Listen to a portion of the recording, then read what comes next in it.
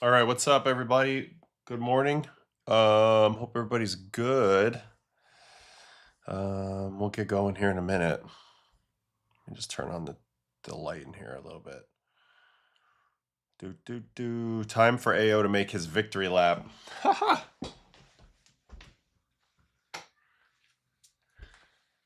No victory laps here, but I did think that Okamoto was getting closer to figuring it out, and obviously he has. He's been raking. Very just exciting that we have two players that came from Japan that are doing well offensively, since we haven't had that many Japanese hitters dominate Major League Baseball. You know, Suzuki's become really good, obviously Ichiro, but you know, we've seen a lot that struggled over the years. Obviously Shohei's great too, but I don't know. It's great to see these guys do a good job.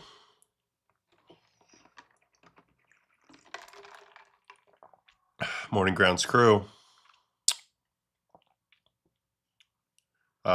The Rays are not cheating in the chat. They're just annoying, and they're good. Nobody's going to stop the Yankees anytime soon, I don't think. They are definitely clicking.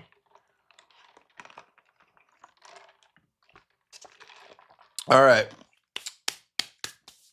I got my coffee from CFCF today. We had a crazy morning. Oakley skinned her knees. Brad's still home from school. It's all happening. We're working on it. I fly to San Diego tomorrow morning, so no show tomorrow. But we're going to get into all of this. Maybe we'll start with some of the Red Sox stuff first, and then there's some other stuff too. But yeah, it's all good. Is it good? What kind is it? It's just an iced Americano. This is I get this on Greenwich Ave in Greenwich, Connecticut. Just an iced Americano. I'm not in love with their beans, but I stopped to grab some breakfast next door. So I grabbed the coffee while I was there. Figured switch it up.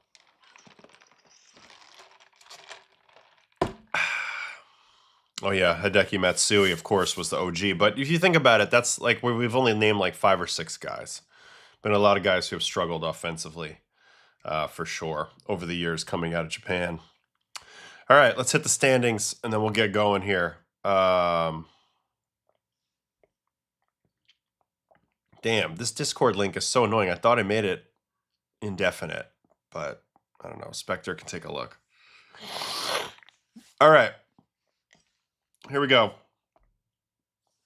Yankees, winners of 5 in a row, 25-11. Rays are right behind them. They've also won 5 in a row and 9 out of 10. They are also feeling a little bit unstoppable at the moment. 1.5 back of New York. Boston wins yesterday in a game that I'm sure we're going to talk a lot about today.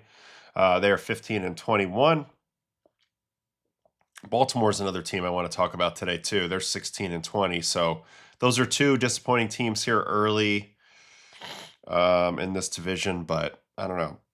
They're both interesting for different reasons. Central, Cleveland, and Detroit tied 1 game below 500 at the top of the division. They're only a half game ahead of the White Sox and the Royals, and a game and a half on Minnesota. So bunch of mid to lousy teams in that division. And now I think that division, it's fair to ask if it's wide open again with Skubal out for a while. Detroit, I'm not as high on them all of a sudden. All right, AL West, A's 18-17, 2 up on the Mariners. Angels finally won a game. They are 14-23 in last place in that division, 5 back. NL East, Braves 26-11, tops in the big leagues record-wise and run differential at plus 81. Every other team sort of stinks in this division so far, although Philly, don't look now, but Philly has played a lot better, 8-2 in their last 10. That's another team I want to talk about a little bit here as well. 9.5 back of Atlanta, but showing some signs of life. I think that they're going to get back in it for sure. Mets are in last. They should have a doubleheader today if the weather cooperates in Denver. 13-22. We mentioned they're starting to get a little bit of momentum, but we'll wait and see if they can actually achieve that. NL Central Cubs, they have won 7 in a row, I think 12 or 13 in a row at Wrigley as they came back again last night. They're 24-12. They've been awesome this year. They're up 2.5 on the Cards. Pirates are in last, 19-17, 5 back. We all know about that division. NL West, Dodgers 22-14. They do lose last night. They're 5-5 in their last 10. not playing their best baseball at the moment, especially offensively. Padres, half game behind them. They won last night. And Diamondbacks are creeping. Rockies are in last place. I need a tissue, so give me a second here. They're doing it. Oh, so they're skipping their off day, huh?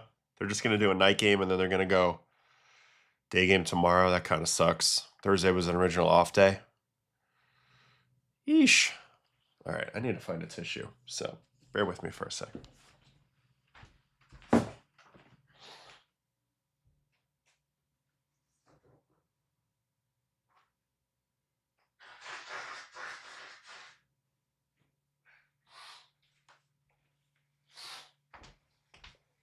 All right, we're back.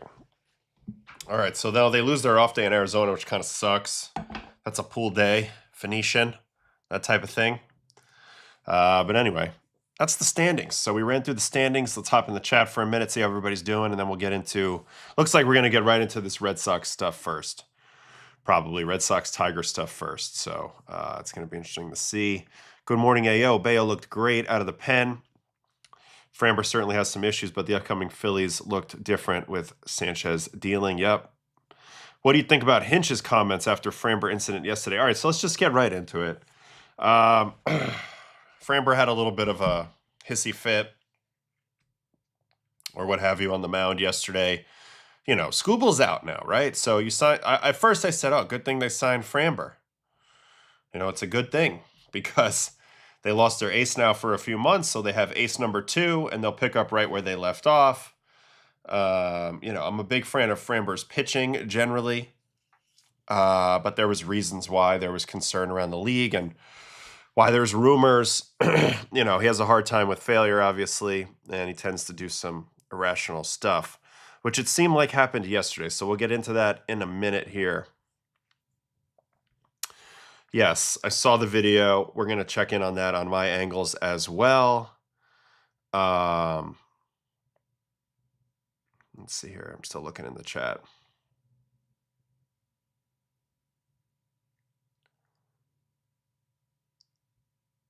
Huh. I just looked on the Discord. It says it should never expire, so I'm confused as to why it stopped working. You might just have to do a new invite. All right, we'll deal with that after this. Tigers broadcast was saying there's no ill intent. We're complaining that the Red Sox were complaining to get Framber ejected. Yeah, I mean, I saw the contrast between the two people calling the game. Obviously, Will Middlebrooks went straight for the jugular on the Red Sox broadcast, said the catcher better watch out. You know, if Framber's mad, that's where he tends to, you know, direct his anger next. So I thought that was funny. Also, yeah, Framber's agents, they got to go talk about how good of a guy he is, blah, blah, blah, blah, blah, blah, blah. All right, let's get into it. Middlebrooks, I thought, was funny. I thought that was really funny. So anyway, I'm curious how Framber's looked this year. I thought he was pitching pretty well. Of course, this game blew up his numbers really bad, and now he's just sort of mid to below average. But I expect him to bounce back. I mean, he's one of the guys that makes it look incredibly easy out there with ground balls. But anyway, we'll go get into the game as he got absolutely dominated in this game by the Red Sox. And he didn't like it. He did not like it at all. And he got pissed. So let's check it out. Framber Valdez. All right, so it all starts in the first inning. Gets 2 outs.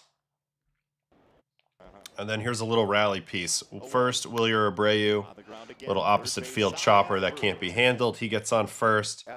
And then Story comes up with a man on second here. He gets a hit. Now, did the tipping start? How early did the tipping start? So let's look through this at bat. Soon as Wilyer gets to second base. All right, now he's on second base. Center field camera. Let's take a look at Abreu and see what we can see. Oh, there's something. So look, he goes head to the helmet right away. That's obviously indicating something. And also, what this is all about is you can see his eyes are glued right in on Mr. Framber's glove. So he's able to see his gloves there a little bit, you know. I mean, able to see his grips there a little bit, whether he's spiking it for that knuckle curve or whether he's laying it flat. You know, Framber's really a 3-pitch guy. Changeup would be an obvious grip to see. If he's got knuckle curve, that'd be obvious to see, and then you just stay flat on the four seam. So you can see here, Abreu's trying to relay here as he goes to the head right before this pitch on a curveball. And then we got next pitch, everything stays down on a curveball. So he didn't have him really there yet. All right, so Story gets on base, and now Rafaela comes up. When does Story get to second? Guess right here on the steal. And then what do we got on this pitch? Anything? Nothing really there. But they definitely tried to tip early on in the at-bat. And then Cedon's going to take him bridge here for a 3-run shot.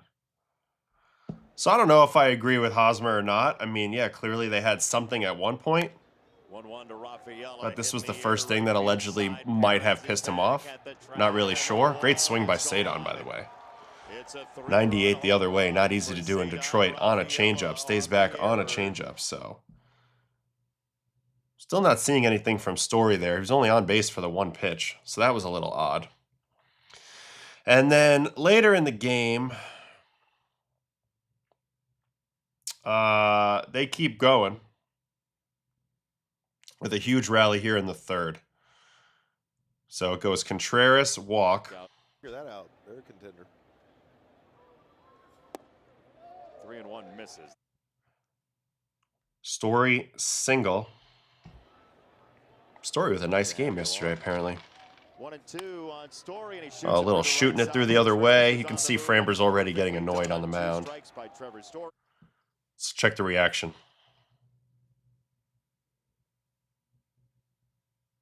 Diablo, not very happy. All right, next batter. In play runs, Cedon. Want to get the ball out over the plate, extend the hands. And he does. Linia up the middle. And make it 4-2. That's going to score a run. All right, now I'm kind of curious. Now they have a man on second. Let's see if they're catching him tipping again.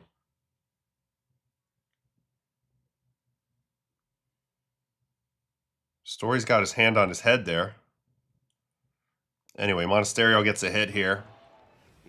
Another hit. So Framber's getting frustrated because he thinks these are double play balls, but everything's getting through. Yeah, I mean, I just looked though. There was only one where it looked like they were really relaying, but you see this. This is a classic. Framber's getting more and more mad. Watch the hand go up here.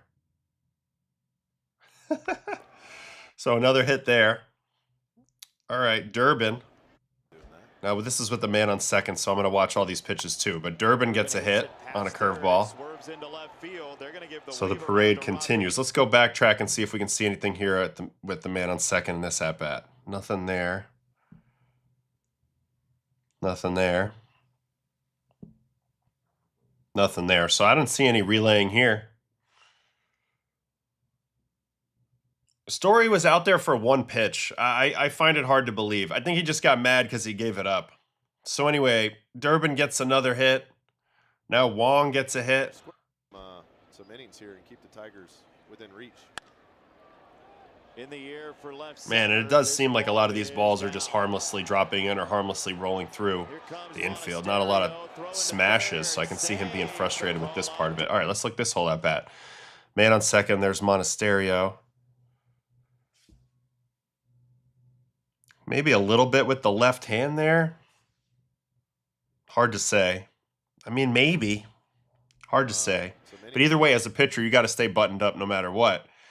Anyway, it all leads to him getting through the fourth inning and then the back-to-back jacks. First, Contreras. Kaboom. Major homer. Major pimp job, which he didn't like. He snuck a peek back at that, too. Framber for sure. That's 112, by the way, at 32. That ball is freaking nuked.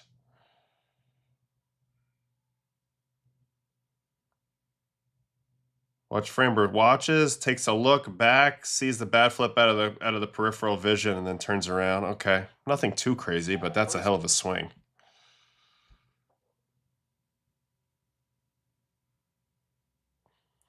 So that's a bomb. Next up, Abreu bomb. No matter what the score.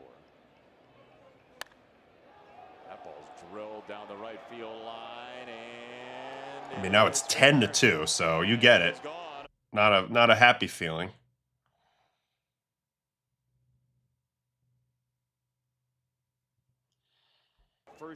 And then Story comes up, and they hit him on, and he hits him on the very first pitch. Oh, that's a hit by pitch. I mean, that's about as obvious as it gets. You know, it's about as obvious as it gets. Back-to-back jacks, you're giving up 10 runs. You think maybe they were relaying signs early. Maybe that's part of the narrative. Maybe it's not. And then you just go ahead and plunk the next guy. So AJ's comments were basically like, you know, I've been in a lot of these things where the bench is clear. And, you know, typically you like to feel like you're on the right side of these things. And last night didn't feel necessarily like that was the case. So, you know, to me, that means AJ kind of knew what was up. You know, I know the broadcast is defending Framber, but this is about as obvious as fast as possible. Now, I saw part of his excuse was, hey, this is a new pitch for me, four-seam fastball. I don't really throw four-seam fastballs, but my thing is like, why would you pick this moment to go four-seam and then you're going to miss your target by that much when you have good control? He tried to just not hit him with the sinker. He tried to just square him up with a four-seam in the back. So to me, this is clear as day. And of course, the Red Sox were in the right to be mad about this. You don't throw a hissy fit and just start hitting people because you're giving it up. It's one thing to be mad because, you know, they did something crazy out of line, like took out a player the wrong way, or they started hitting your guys, or whatever the case may be. But you don't just plunk a guy for no reason. And this is very consistent with kind of what we've seen out of Framber in the past. So he has not earned the benefit of the doubt at all in this situation. You know, this is kind of what he's known for. This is part of the issues with Framber. Everybody knows he's a good pitcher, but everybody knows he does shit like this. So I'm not surprised at all that the Red Sox were upset about it. Now, another layer to this that I was thinking about, and I'll get in the chat here and we'll talk about it for a minute.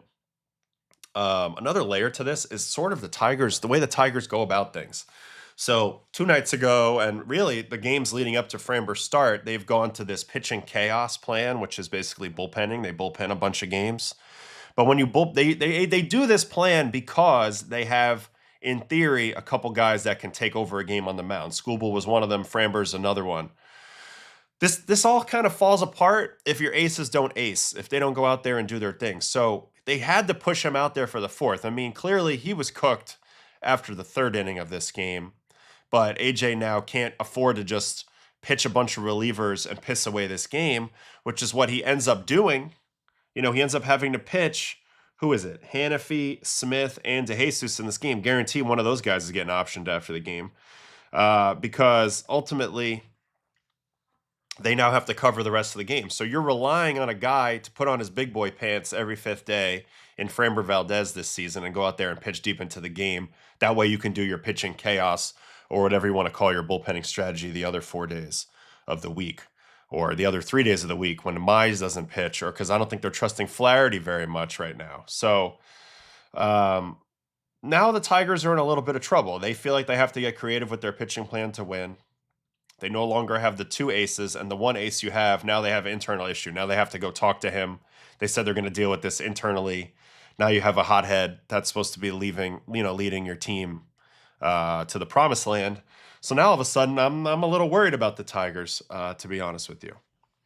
All right, let's see what we got here in the chat. There's a lot of action in the chat talking about this. So let's see here. Framber didn't complain after the ejection. He looked happy and walked off the mound. Supposedly, he looked like he didn't want to come out in the 4th. Like, didn't want to come out to pitch the 4th. Well, this is the consequences of the pitching chaos strategy, not having somebody there to soak up the innings after your starter gets bombed. And also, you're making $30-something million a year. Your job is to put on your big boy pants, like I said, and go out there and keep pitching. That's what aces do. That's what the team needed you to do. For you to be,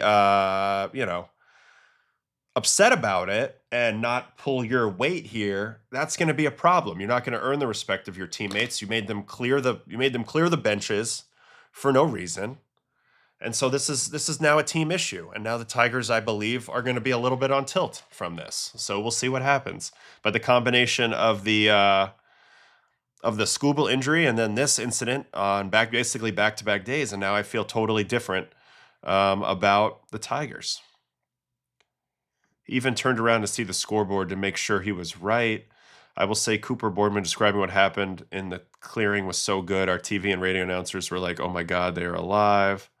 I saw another take that Framber holds his glove slightly different on some pitches. Yeah, I mean, he might have been tipping. But from what I saw there, if at most they had two pitches with a man on second. So I don't know. I think he was more just upset because he gave it up pretty bad, which is pretty pathetic, in my opinion. And we thought we would have the pitcher lose his mind last night.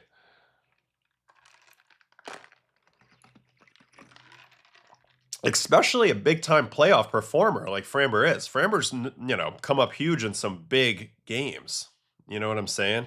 So, I don't know. And look, Contreras does this stuff on purpose. The way Contreras is trying to rile you up. I mean, we've seen what he does getting on the plate. He makes a point to celebrate his home runs in your face. Like, he knows there's a little bit of a gamesmanship with what Contreras does too. There's a little bit of the method to his act out there as well. I love Contreras as one of the first guys out of the dugout. And he was right. And, and he was pissed for a reason, and they were right. They were right to be mad. At the end of the day, they were mad. I think this is the reality. I don't really think had anything to do with the tipping, maybe a little bit, but to me, pretty bad. So what's the play today if you're Boston? Do you throw a Detroit player, or have the teams been warned before the game? I don't know. I don't know if I'd take my chunk of flesh here. I try to win the game, first and foremost. Red Sox need to win the game. This is the last time they play each other, too, because they already played in Fenway. So I don't know that we'll see any retaliation here. Maybe if it's a clear, obvious moment, but I don't know. The play is you try to win the game. That's the play. Sonny Gray versus Jack Flaherty today. Skubal's not going to the Dodgers, Spectre. Relax. What would AO as the bullpen veteran tell Framber or the manager if he were a Tigers pitcher? What would I say about it? Well, first I'd go talk to the manager and the pitching coach and kind of understand from their perspective what they're thinking. You don't butt into everything just because you're a veteran player. But look, I don't have a relationship with Framber. If I did, say I was on the team, we had a relationship, I'd probably go and talk to him and just see, man, what do you got? What do you got going on? Try to get it from his perspective. You always approach with love no matter what, even if a guy's in the wrong. He's a teammate. But then you just try to figure it out from there. But it's sticky. It's tricky. He's not like he's been there a long time. You can tell that the Astros were sick of his act. So now it's up to the Tigers to figure out how they're going to handle him. I saw this too. The Tigers fired their AAA manager yesterday as well for a violation of rules. I really wonder what happened.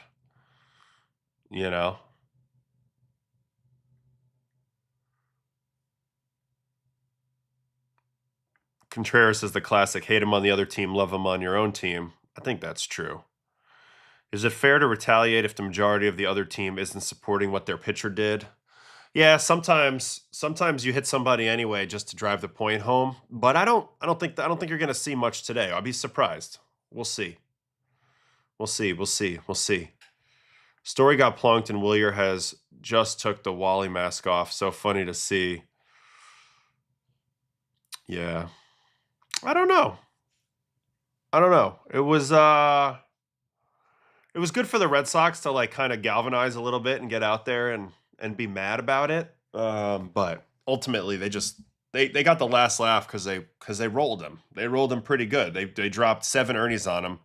They're probably mad it wasn't 10, but they shot his ERA up to 4.57, and he hit a guy in the back. He's not even going to feel it today. He'll be fine. But anyway, great day for the Sox. Rafael, a huge day, 3 for 5. Contreras with that home run. Abreu, who's been awesome this year, he's hitting .311 with an .878 OPS. Durant for 5, so we were hoping he would catch fire. Now it's back-to-back struggle bus days. Kiner Falefa is not doing much. The big story from this game, I really think, from the Red Sox was Bello. Able to go 7 innings after the opener strategy. 7 innings, 4 hits, 1 run, 1 walk, 7 strikeouts. Was there any notable change in approach from Bello in this game? 35 sinkers, 14 sweepers, 13 four-seamers, 12 changeups, 11 curveballs, 9 cutters.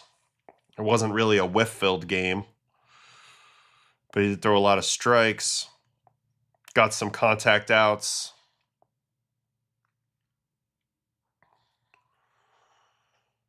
Sinker, sweeper, four-seam, changeup. On the year, he's been heavy cutter. So maybe they dropped the cutter. Yeah, he only threw 9 total cutters in this game, and that's been his second best pitch. Well, second most used pitch this year. So they kind of flipped his usage a little bit in this game. In the past, sinker, cutter, change, sweeper. In this game, he was sinker, sweeper, four-seam. Okay, so he's trying to make some changes. I came in the year excited about his curveball, and it really hasn't played out that well. 0 for 4 on whiffs yesterday, so that's a little bit of a bummer. A little bit of a bummer coming in there. I do want your opinion on the speed of the bullpen running out. So first of all, the bullpens in Detroit are very, very far out there. So you can remember in a Yankees-Tigers brawl a couple years ago, Romine and Cabrera threw hands, and David Robertson came flying in like Forrest Gump out of the pen, and it was hilarious. It was a similar look yesterday with the Red Sox guys came flying in, probably completely out of breath by the time they got to the infield. But you got to be careful.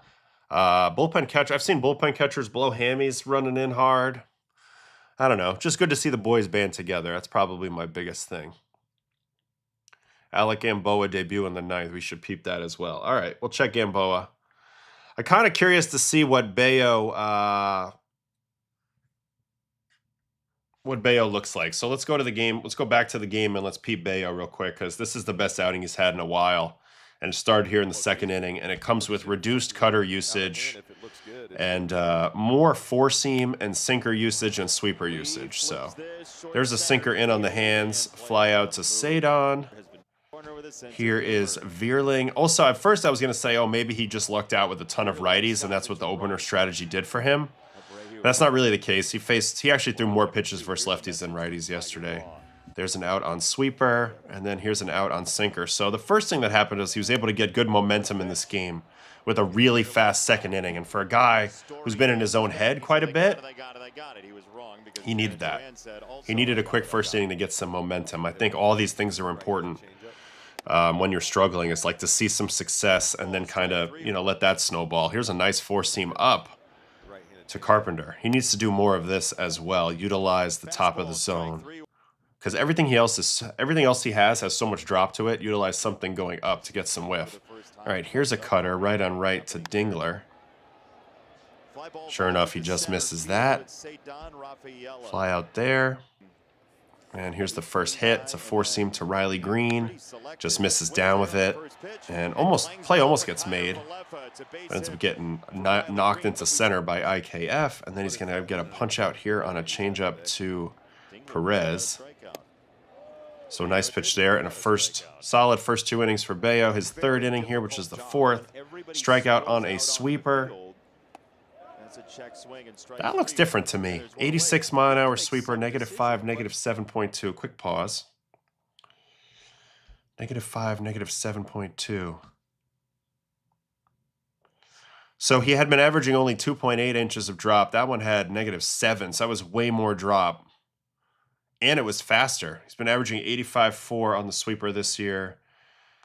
That pitch was 86 with more movements. That's a very good sweeper right here that he shows right here to Torque. Good pitch. All right, next up, another out here on a sinker to McKinstry. Definitely some hittable pitches where they're just not hitting. This is called... You've been getting unlucky. You haven't been pitching well, but you've also been getting unlucky, and now you have a game where things start going well for you. Here's another strikeout on that sweeper. I mean, terrible location, but good chase. All right, that's 3 good innings. Here's his 4th inning.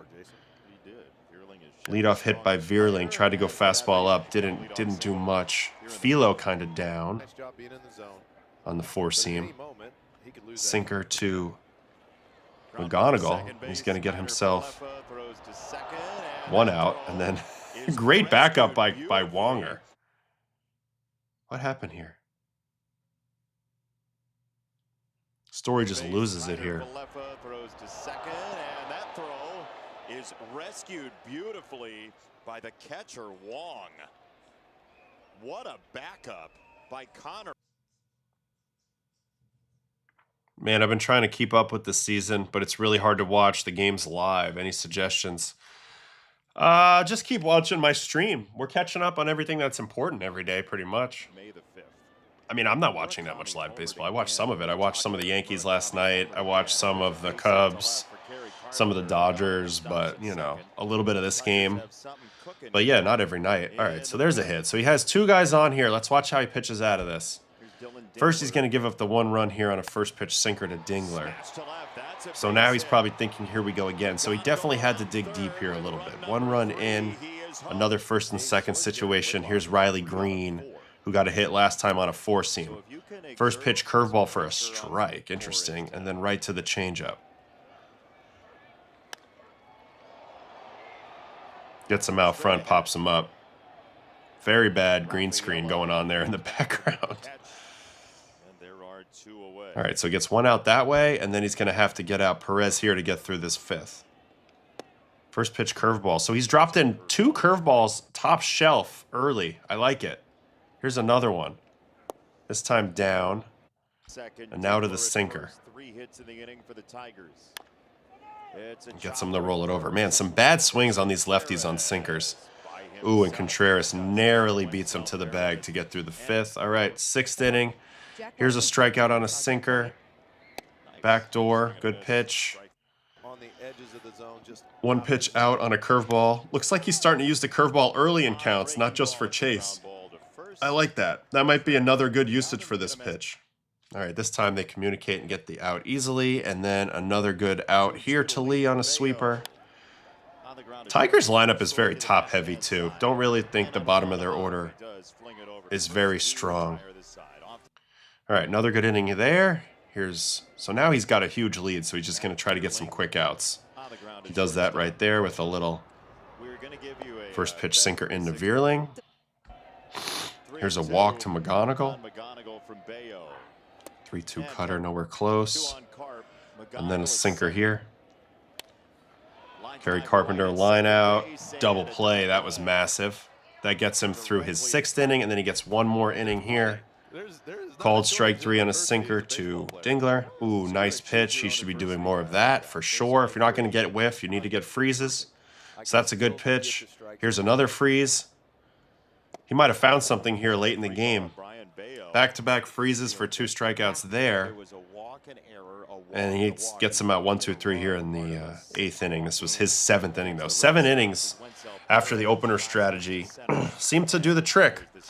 But I think it was more of a change in usage and then, you know, some not so good swings by the Tigers. So do I think Bello's back? Not necessarily, but I do like the usage changes that he used in this game.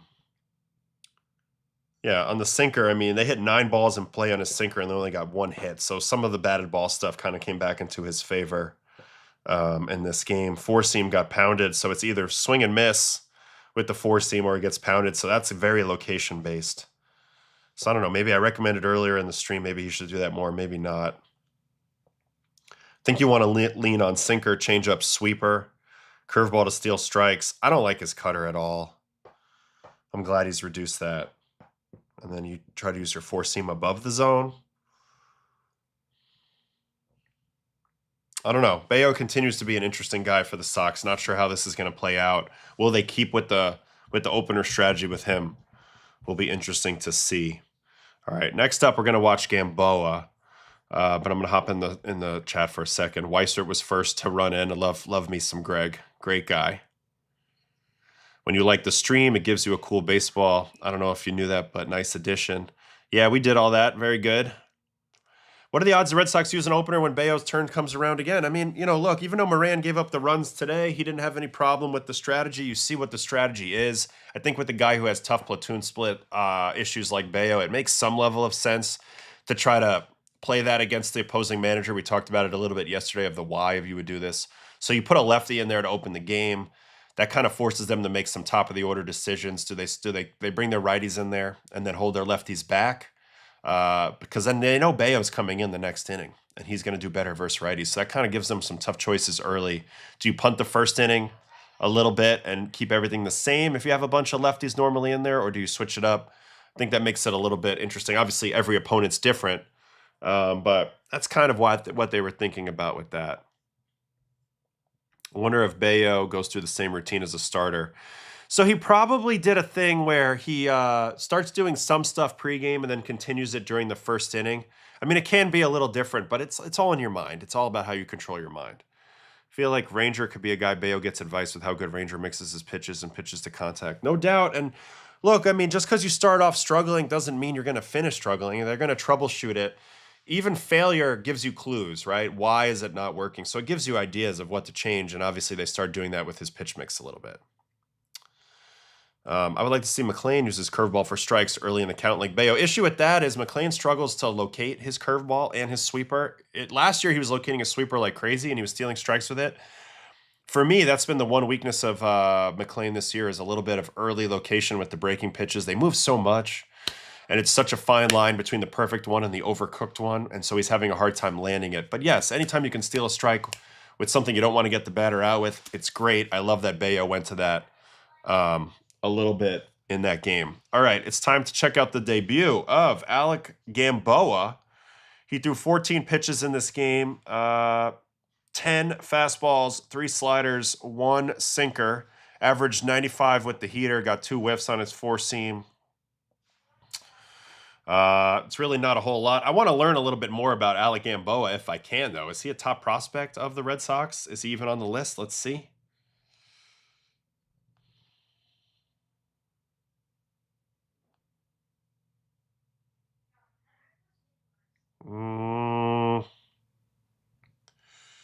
Not seeing him on any lists, so we're going to just see how he was doing in the minor leagues.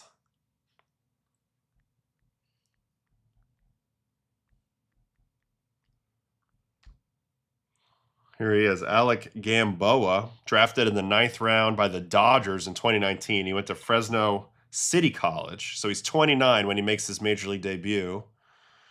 He also played in Korea, so an interesting journey for Gamboa. This was a big moment for the kid, no doubt.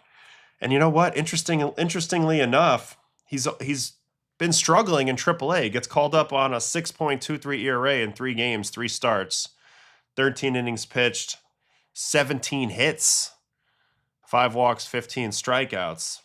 Last year, he was pretty good in KBO, 3.58, 19 starts, 108 innings over there. All right, whatever. Let's just check him out. I did see that the family was stoked to get him in there, and he gets 2 punchies. So let's watch all his pitches. It's another lefty. Ooh, a little rock and roll over the top style delivery for Gamboa. Number 68 throws a 95-mile-an-hour fastball past Torkelson for his first career pitch. Here's the second one to Torque. What an interesting delivery, huh? A lot of rock and roll. Reminds me of Tim Collins back in the day, the short lefty of the Royals. He was getting BABIP'd into the ground in AAA, 400 BABIP, yeah. He had an assignment clause in his contract, so they're giving him a chance here. All right, here's the first out. It's a 4-seam kind of jams Torkelson. Fly out to center, so that's the first out. He's got pretty good vert on his fastball, which would make sense since he's so over the top. All right, here's McKinstry, who's going to be his first career strikeout. 96-1 away. Yeah, that's 19 vert. Here's the slider. No swing there. Here's another slider. I'm liking this delivery. If they're a slide step guy, I'm a little more and then 4-seam up doors, first career strikeout, 18.7 inches of vert. First career strikeout is Zach McKinstry. That's pretty cool. Nice pitch.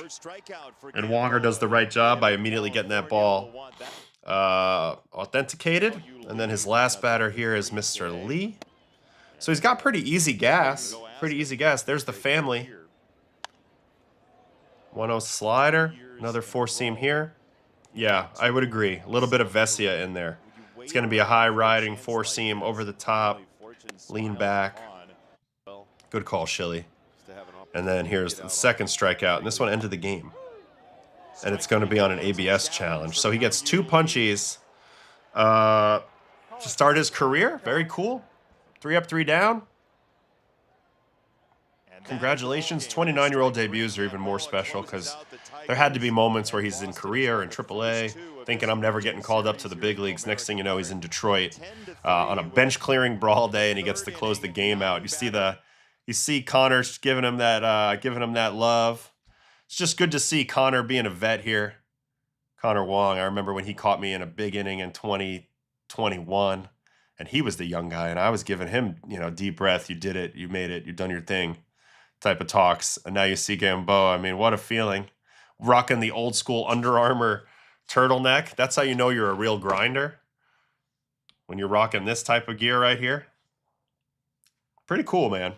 I love Major League debuts, so a great debut for Gamboa. Congratulations. He looked pretty damn good. Pretty damn good. What was that vert on that four-seam? That averaged 17 and 5, not a lot of spin, and the slider 3 and 5. He threw 1 sinker, 14 and 15. Let's go look at that delivery again from the side. This is a fun delivery, so I want to look at it from the side. Man, the old lean back. When you're in this position, you got a lot of momentum coming in, huh? All right, we'll go slow-mo with the deliv. His hips get back to level pretty easy, so that's why he throws so hard. He's going to be able to rotate. But I love the way that he kind of manipulates it so he can get, that tilt downhill, kind of like a tall and fall type of feel. Let's check him from the other side. All right. There's Alec Gamboa. Congrats. Very cool. I love how he looks like he's able to take it all in. I mean, that's massive. You're only there once, so you got to take it all in. Is he Cuban? I don't think so if he got drafted. What does it say here? Nah, he's American. He's from California. I don't know. He might be Cuban American, but born in Madera, California, Fresno City College. Alec Durbin Gamboa. Wow. The second Durbin on the Mets. 6'1", 205. Pretty cool. Pretty cool. Does this rocking motion make fielding tougher for the pitcher? Yeah, perhaps. But I'm going to let you in on a little secret. 99% of pitchers don't care at all about their fielding. They care about how nasty they are. And so it doesn't really matter, He hides the ball really well. Yes, he does. He does. Man, Giants sent Trevor McDonald down. Called up reliever because Miller's on the IL. Webby revealed after last night's rough outing he's been dealing with knee discomfort. Yeah, Giants are not in a great spot. They need to get some stuff going. All right, so that's it for the Sox. They had an entertaining game, obviously. Also, some entertaining stuff that I want to talk about is another team. It's the Phillies. The Phillies are starting to get it going. Like I mentioned, they're 8-2 in their last 10. They are now tied in a tie for second place. And the reason why I'm so high on the Phillies' chances of getting back in it is because of their pitching. Cristopher Sanchez pitched last night. He's an ace. Look at his last 40 starts. He's coming in below 2.50 ERA in his last 40 starts. So even though he didn't get off to the best start in the world this year in terms of his whip and stuff, like he hasn't been perfect, still not giving up runs. So Sanchez is a big reason for that. Wheeler being back. Nola finally pitched good the other day. Luzardo's looked really good. Painter's shown flashes, but that's 4 out of 5. You got to feel pretty good about it. At least 3 out of 5 you got to feel pretty good about it. And then on top of that, a couple of their batters have started to swing it a little better as of late, and Harper's red hot. So we'll watch Harper after Sanchez. We haven't watched Sanchez the whole year. What makes him so good is his sinker and changeup and his command, especially to the glove side. But the changeup's an absolute cheat code. And this game was unbelievable. My goodness. Versus the A's of all people. 70% whiff on changeup. 16 swings and misses on 23 swings. He also has had really good velocity for the better part of the last 3 years. 96.2 he averaged on his sinker yesterday. Doesn't even use his four seam. But the changeup yesterday averaged -3 induced vertical break and 17. That's insane. They loaded up the righties against him, so the changeup was going to dominate. Man, Cristopher Sanchez, what a monster. So let's check it out. Phillies A's.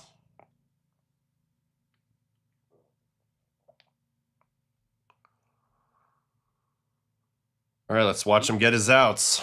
0-2, it's a changeup. The ball's at 2 strikes. Ground ball over to third. Alec Jacob Wilson reaching. You're going to see a lot of batters, right-handed batters, reaching to the outer batter's box. Here's a called strike 3 on that sinker in front door. So he plays a very simple game, and you'll see it as this thing goes on. He's going to work guys away, righties. He's going to work them away and then changeups down here. And as soon as he gets your body leaning this way, that's when he switches to the sinker in, and he tries to start it here and run it back over the plate. So you see, even with this pitch to Rooker, his energy and his attention is all on the outer part of the plate, and he shuts it down pretty early, and that ball bends down the middle, and it's still a frozen strike 3. So dirty. Do you think people will just stop just doing righties versus Sanchez? Yeah, maybe. I could see lefties being a little better matchup versus him. I don't know what the numbers say, but he's got the righty game figured out pretty good. So there's a ground out on Kurtz on a sinker, and that's a perfect first inning. Here's the second inning. Here is Thomas, who had a very entertaining play in this game that I'll watch in a minute as well. He actually hit this ball really well to right. Hard line out to right at 105, right at Adolis. So a little bit of fortunate luck there. That was a good swing. Here is Geloff, going to get him with a first pitch slider. Kind of fortunate with 2 batted balls here in the second. And then a sinker to Soderstrom. Soderstrom has a habit of swinging off the plate inside versus left-on-left sinkers. So let's see if that shows up in this game. And another easy out there for Sanchez. All right, third inning. Here's a strikeout on a changeup. Yep, perfect pitch. That's what you're going to see when he's right, is a ton of reaching and waving at changeups away. And as soon as he gets you to that dive point where you're going to go out and try to get that, then you pound it in. Then you pound it in for sure. Yeah, Liam Hicks is on my mind today. Second strikeout.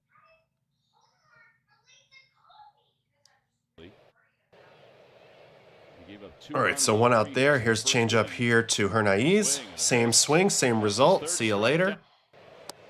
Righties have a 784 OPS versus him this year, and lefties are at 388. So no, they will not do that then. They will not do that then. There's a hit by pitch off the toe. Here's Jacob Wilson's going to get a hit here on this sinker. Little chopper into no man's land. So this was one of his only moments of adversity. First and third, 2 outs. Let's watch the whole at bat versus Rooker. First pitch, changeup, swing, and foul ball at the chase. Here comes another changeup. Swing and miss. 2 back-to-back perfect pitches. Why not throw another one? Good take. Doesn't believe it. Says, I'm going to throw again. All right, good take. Now I'm going to come with that sinker inside.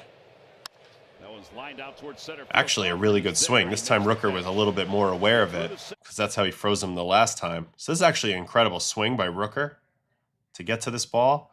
And he hits this hard, 101.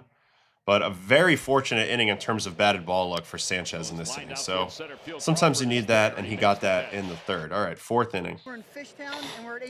Sinker to Kurtz. Same exact type of result the first time. Sinker in, gets him to hit a chopper, and it's a pretty easy out. Nasty. And that's what he's going to do if he does face lefties. He's going to pound them in with sinkers. And they're not just regular sinkers. They're demon sinkers at 96. There's Colby Thomas. Little reach and roll over to Alec Bohm. And you notice how these are all quick at-bats, too. He can get you his punch-outs, but he's also going to get really early ground ball contact. Kurtz's walk streak ended. I don't know about on base. All right, on to the fifth. Here's a strikeout to Soderstrom, left on left, changeup down in. That's just devastating. I want to see how he attacks him this whole at bat, because this is what the left on left you're going to get is sinker in. So he rushes you, makes you speed up. Then he can slider you away. It's not even his best pitch, but it keeps you honest. You see the trigger there. right back to the sinker in. Boy, he swung hard at that one. You see the reaction by Soderstrom trying to get to this pitch.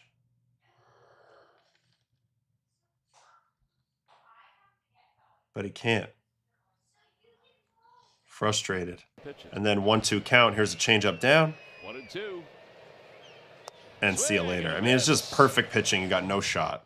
All right, next up, 3-pitch punch out of Austin Wins. Another changeup down, another reach, and he can't cover that. This guy's filthy. First pitch slider. Popped up. Love a 1-pitch out. That's why he's able to go 8 innings in this game. Nice play there. On to the 6th. Ooh, here's the 1 walk. Ooh, that was a good stat. 32 consecutive starts of 5+ innings. Look at that. That's a massive stat. 32 consecutive starts of 5+ innings, second longest active streak in MLB.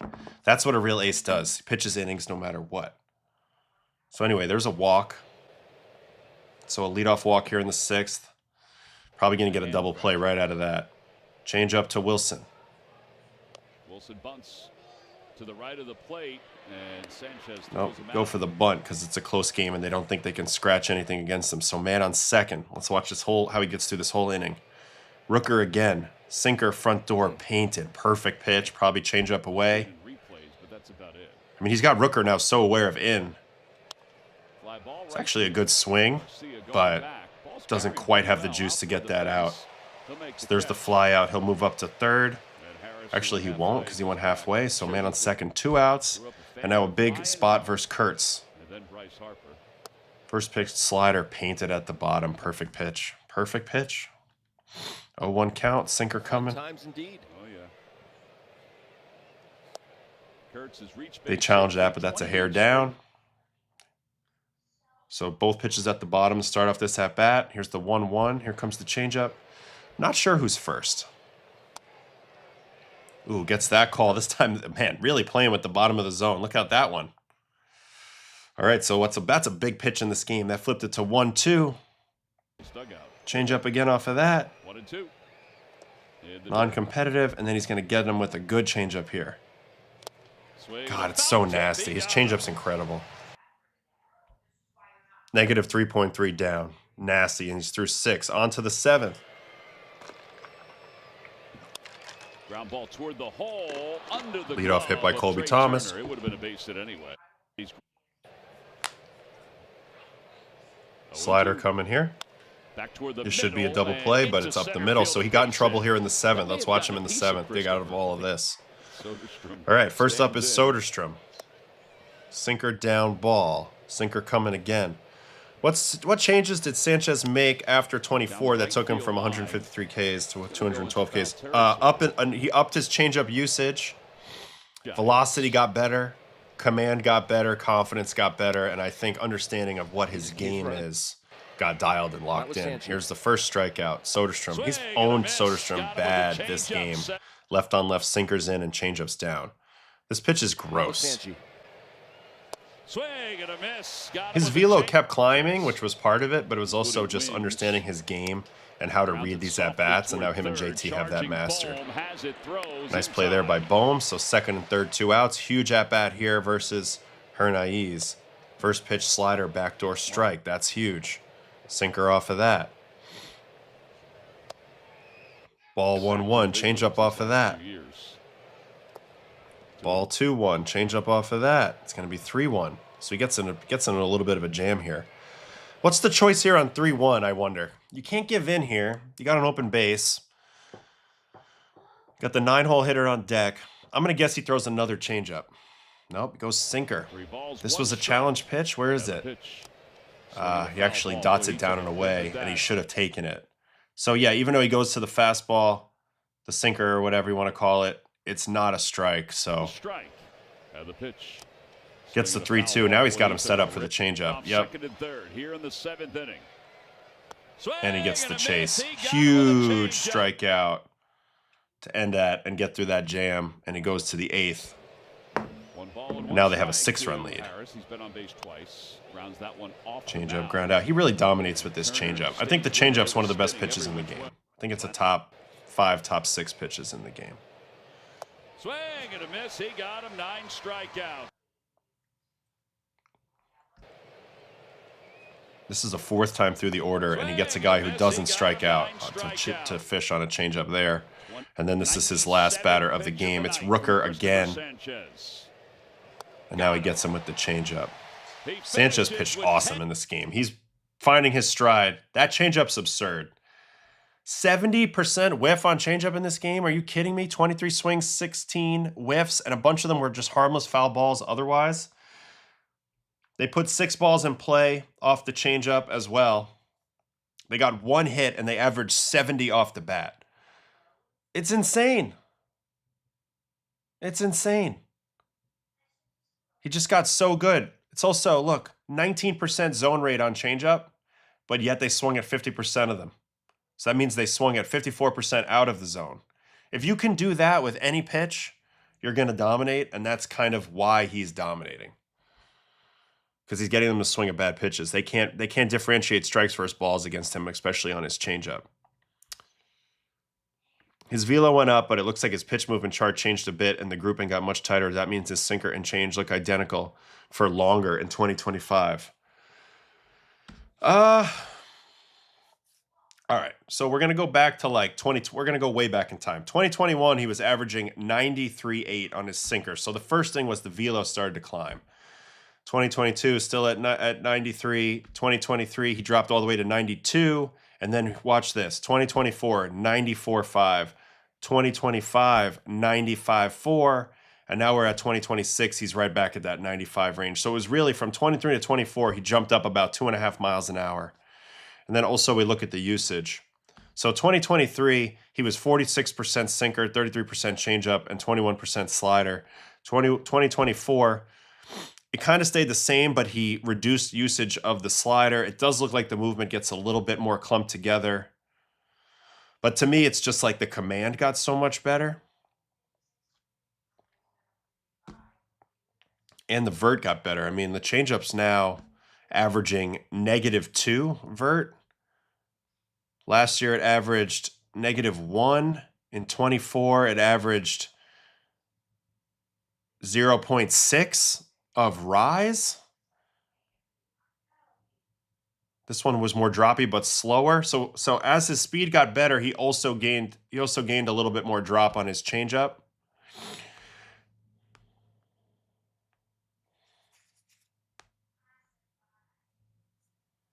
And then, you can just see how great he is now at getting ahead in the count. You go back to when he wasn't as good. He wasn't at 60% first pitch strike. Now he's comfortably well above 65% the last 4 years. I think that's a big deal. I just think the way he utilizes the pitch, the ability to go glove side sinker and freeze guys too has been massive. But I think he's just gotten comfortable pitching his game more than anything. And, he really knows how to get guys to fish. So it's interesting with changeups and sinkers, right? I talk a lot about how you want to have some movement separation, generally speaking, between your fastball and your changeup, so that the batters can't have the same bat path and then just like move it forward to ride out a changeup and still connect. But for him, the separation is in speed. It's not in movement. So he goes from 95 to 86. So that's 9 miles an hour. That's significant because he pitches guys in a way that really the sinker gets their attention and they really have to speed up on it. And then his changeup's always just a bit below that. So like you can have similar movement like he has, as long as you have speed differential and you're really good at locating it. And he's just gotten really good at locating his changeup. I mean, check out the changeup location here, just living below the zone. That's really, really strong. And then versus the lefties, he's mostly down with it as well, but he'll also work in. I mean, the sinkers. So you have a really hard time differentiating what's going to catch the bottom of the zone and what's below the zone.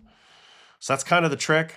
And he's just become really, really incredible pitcher over the past few years. And the changeup's so valuable, not only in whiffs.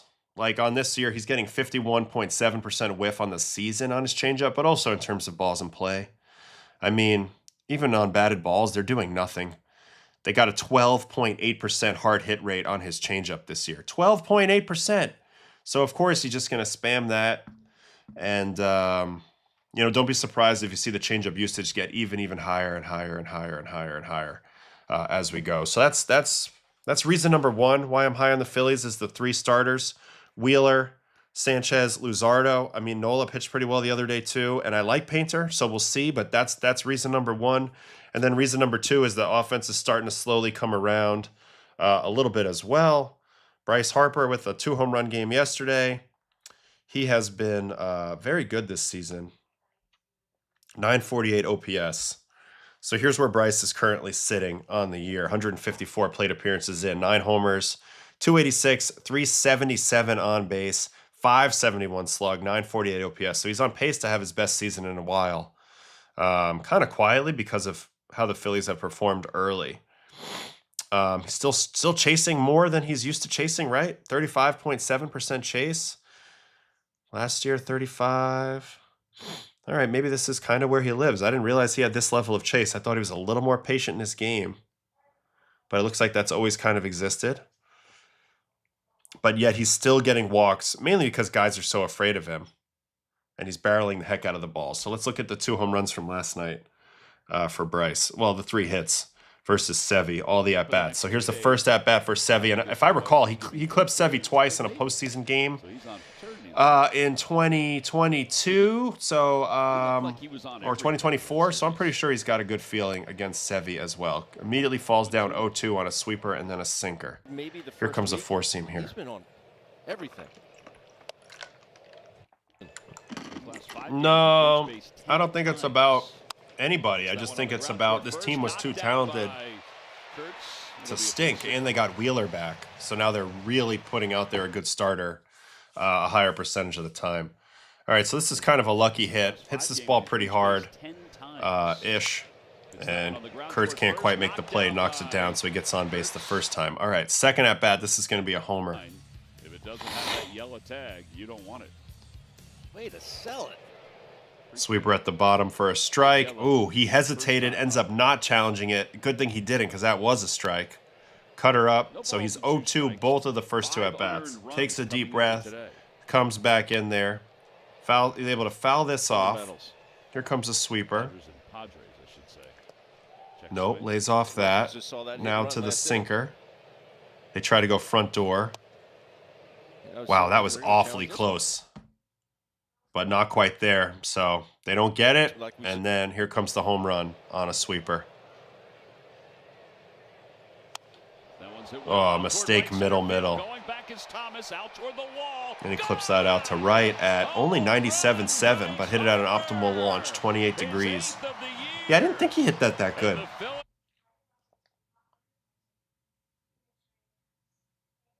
But his swing is very in rhythm right now for me. Very in rhythm. He does. He used to have a good one. But he's become very sinker-sweeper-ish the last few years. All right, so here's the last at-bat. This is a left-on. He also drew a walk in this game as well, so he had a great game all around. But here's the last at-bat versus Tyler Ferguson, where he's also going to homer. Sweeper down. If you hang off-speed to Bryce, he ain't missing it.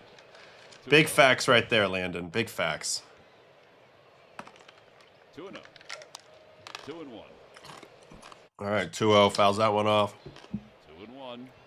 2-1 cutter. So in this at-bat, he gets himself in a good count, 3-1. Here's a called strike, so he's taking this fastball. And then they try to double up. Let's see if he pulls it in a little bit. Yeah, sure does. And he actually demolishes this ball to center. Wow, that was almost catchable by Geloff. Doesn't get it, and he looks like he's hurting. But that ball's gone. Bryce doesn't know if it's gone, but it sure is gone. 107 at 34. Man, what happened to Geloff on this? Wall and mid-back. I wonder how close he was to that. Can't really tell. This was a great swing by Harper. I want you to see the give, kind of the give with the lower half. That's a very micro swing adjustment. As this ball came in on him late, he's probably looking outer edge after the last fastball, kind of comes into the happy zone. That little move right here where he kind of like stays behind it and backs himself up is why he's able to get the barrel through the ball. So an unbelievable, just natural little move here in the middle of the swing is what got it done. I also love his Philly Fanatics arm guard. Incredible ability to stay behind the ball. And also, this is a little bit of a lost art, using your legs to kind of get lower. Juan Soto is probably the best in the world at this. To me, this is the lost ingredient with the whole launch angle swing revolution. Everybody's trying to dip and get under the ball.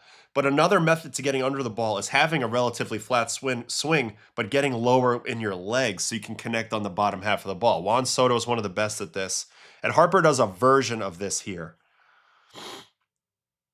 by kind of allowing himself to be in his lower half, and the back knee dipped kind of late there to kind of ensure that he didn't come up out of his crouch. Like if he tries to extend up with the back leg a little bit, he's going to raise his body up a little bit. So to me, that's kind of what happens here. And it's just a great natural move that he does when the moment called for it. So 2-homer game for Bryce yesterday. He's been great. Schwarber's in a little bit of a funk right now. But this Phillies team starting to turn it around a little bit. We just saw in the standings, they have crept up to, I'm granted they're 9.5 back, and it's not really anything great yet, but they're 16-20 and 8-2 in their last 10. They've won 3 in a row, so they'll look to build on that as they go. As for kind of the individual performances of these Phillies, let's take a quick look at kind of where they're at on today's date. Here's the pitching. This is another reason why I'm high on them. Kerkering is a really good option. Obviously, we know what happened at the end of the year last year, but I'm okay with that. Mays has done a nice job as a lefty. Keller has been a lot better, I think, than his results. Yeah, he's got a 4.29 ERA, but a 2.91 expected, so expect that to straighten out. Sanchez, Luzardo, as I've talked about, are tremendous. We know Alvarado's got great stuff. Painter's shown flashes. Tanner Banks has been fine. He's useful. Nola's pitched a lot better than his earned runs as well. And now Taiwan's not on the team, so you just replace that with Zach Wheeler. And all of a sudden, they have a much better looking pitching staff. On the offensive side of things, it's been 2 guys the whole year, but some guys are starting to show signs, including Brandon Marsh and Adolis Garcia. When they get Trey really going, if they can get Trey really going, that will make a huge difference. And if they can get anything out of Bohm. But I like what they have pitching-wise, and Harper's looking great. Harper is headed towards his best season in a while, so that's a good place to be. All right, let me hop into the chat here, and then we'll go check up on some other stuff here in a minute. Is there a world where the Phillies explore trading Harper? He's got 6/150 left, including this year. I think it'd be pretty tough to trade Bryce. I think, number one, he's got no trade in his contract. Things would have to get pretty ugly between him and the front office. Also, he would have to approve where to go. He's not just going to go to any team. I also think the Phillies are firmly planted in trying to win. There's Dave Dombrowski's still hired. He always goes for it. Now, if they went a different direction, punted, then yeah, maybe. But I think Trout's more of the more apt question now. Like, the Angels stink again. Is now the time that Trout approves a trade? So we'll see. He gets really low when the ball is delivered. Yes, he goes from like a high starting point and then kind of sinks in that back leg and gets kind of low. Yelich does this. A lot of guys do this, but I think for Bryce, it gives him a level of adjustability that's pretty impressive because he doesn't struggle as much up in the zone. Up and away, he's got a little swing through, but if you miss like kind of medium height up, he's going to get you. So I think his ability to get in his legs allows him to have adjustability in both ways. So that would be very interesting. Painter is one of those dudes who threw harder at 18 than 23. Weird, right? Not really, because they pitch once a week. You know, it's a little different, the workload and the intensity of the pitching. Plus now he's got a little workload under his belt, so it's not that surprising. Most likely landing spot if Trout was traded. Well, we all know that Trout is a Philly sports fan, so Phillies could be a possibility. If they were to, want to keep going and take on another big salary, it could be there.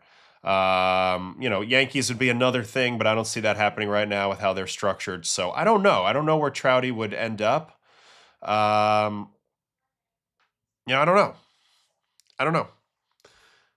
Trout and Neto to the Mets for Semien and Robert is the worst trade idea I've ever seen you have, Dan, because Semien and Robert have no trade value, and those are the two best players on the Angels, so that's not going to play. So it would start with prospects and stuff like that. But I could see Trout getting potentially moved this offseason, during this season, if need be. And I think there'll be 4 or 5 suitors, but I don't see Harper going anywhere. But that's good wishful thinking there, Dan. All right, so we're done talking about the Phillies. I am feeling a little better about them. I want to check in on some Orioles players now, too. They had a very interesting win yesterday against the Marlins, where we'll also check in on Hicks here with the Marlins as well, because this guy keeps raking. Liam Hicks got a 947 OPS, but I digress. The Orioles had a very interesting end of the game, highlighted by a huge ABS challenge that Adley Rutschman was able to win. But also, Pete Alonso continues to be on the upward trend, as well as Samuel Basallo. So those are two guys I want to look into. First, I want to show you the play that I'm talking about. Marlins, Orioles, at the very end of this game. Incredible challenge here by Adley Rutschman against Nardi. So let's watch this whole at-bat. This is go-ahead runs on second base, 2 outs in the 9th. So first pitch, 4-seam for a strike. Here's another 4-seam for a ball. That's a good take above the zone. And then here's the critical pitch of the at-bat. It's a sweeper that is initially called a strike. It's a great take. I mean, look at this ball. It goes across the entire strike zone, and he takes it. And it is this far off the corner in. So they actually call it a strike. He goes ahead and challenges it, and that flips this entire at-bat into a 2-1 count instead of a 1-2. Makes the challenge. He was very much unsure about it in the moment, but he was absolutely correct. That ball was an eighth of an inch off the plate in, which then set him up for the 2-1 pitch, and then he goes ahead and gets the hit that ends up winning the game. That was a huge moment. Nardi's probably going to go to another breaking ball, a chase pitch, but now instead he's got to throw a strike. Adley gets the hit. Taylor Ward scores. Orioles needed that really bad after they got absolutely stomped by the Yankees in the last series, so they needed a win really badly. That play flipped the entire script, and then absolute stud Rico Garcia did the rest, as he also pitched a little bit in the 8th with a big strikeout of Liam Hicks, actually, who we've been talking about. This was a massive strikeout to end the 8th. Rico's been an absolute godsend for this team, especially now that Helsley's out. And then the 9th inning, he's able to go 1-2-3. Otto Lopez. That good changeup too. The last inning when he was out there. Ground ball to short. And then another 1 pitch out here when Stowers. Very poor fundamentals by the Marlins here in the 9th. Making 2 outs on 2 pitches here. Don't love that approach. But he is able to end the game, striking out Jacob Marcy on a changeup.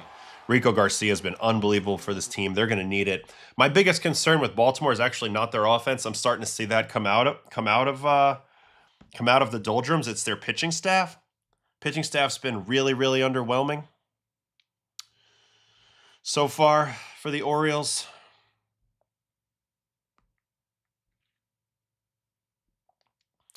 This is the pitching.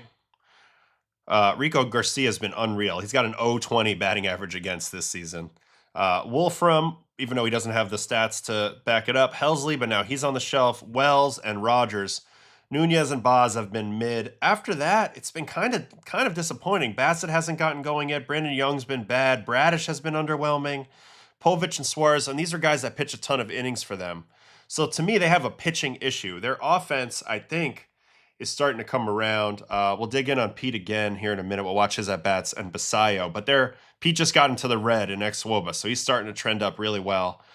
So Basallo's headed that direction too. I think Gunnar will get it going, and eventually they'll get Jackson Holiday back and Jordan Westberg back, and I think offensively they'll be in a great spot, but I'm worried about their pitching. All right, let's watch the at-bats of the 2 batters that I was excited about yesterday. First, it's Pete.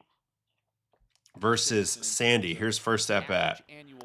Sinker down and away. And if you want to notice what's different with Pete right now is he is all of a sudden his balance at the plate is really good. The way he's taking pitches, he's got his energy shift in the right spot.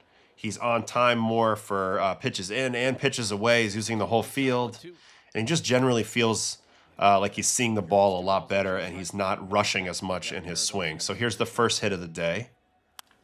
Little slider. Pete hammers that down the line at 100.4 for a 3 RBI double. Or at least a 2 RBI triple as he makes it all the way to third. I guess there was an error out there.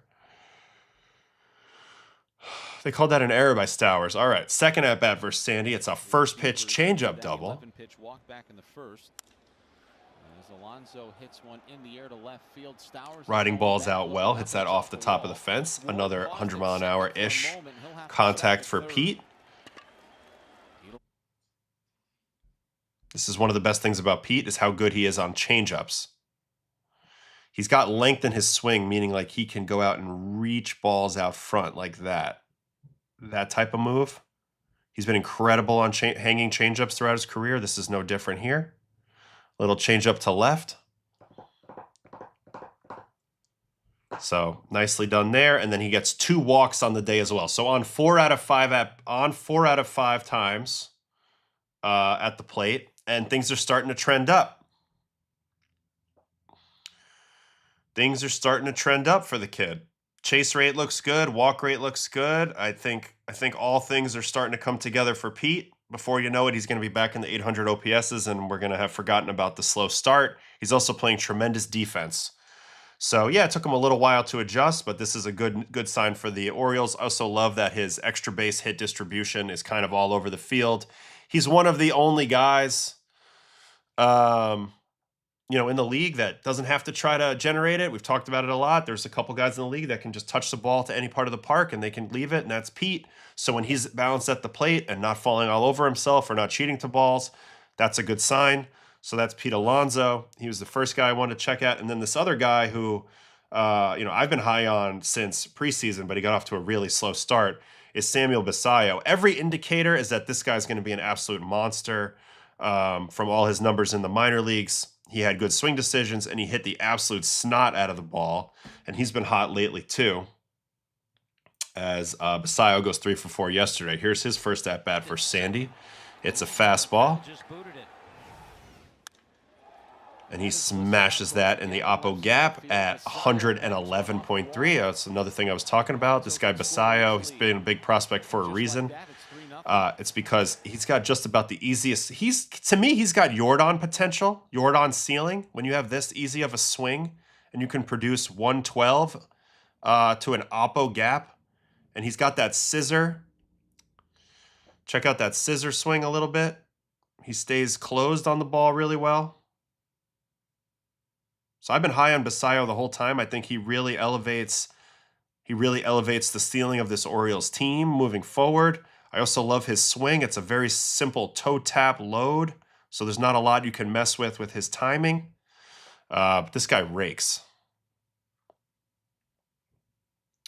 So that's a double there. And then next at bat for Sandy, he's also going to get a hit. Slider, swing and miss. Here comes a sinker. The Sandy sinker inside. There's 1-1. Here comes the changeup.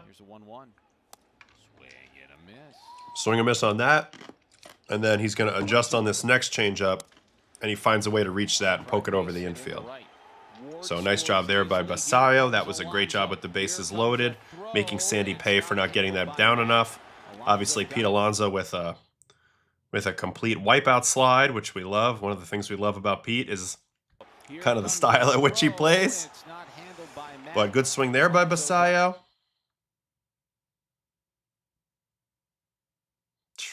Thunder in those hands. And then here's a triple off Sandy. So 3 for 3 off Sandy.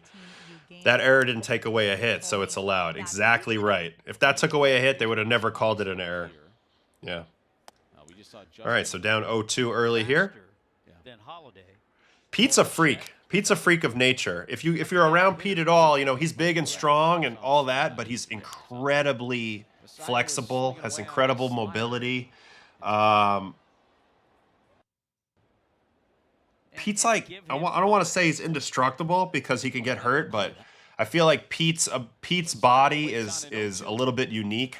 He's going to be able to handle crashes and falls like that a little bit differently than other guys. All right, in-play runs here, 97.3.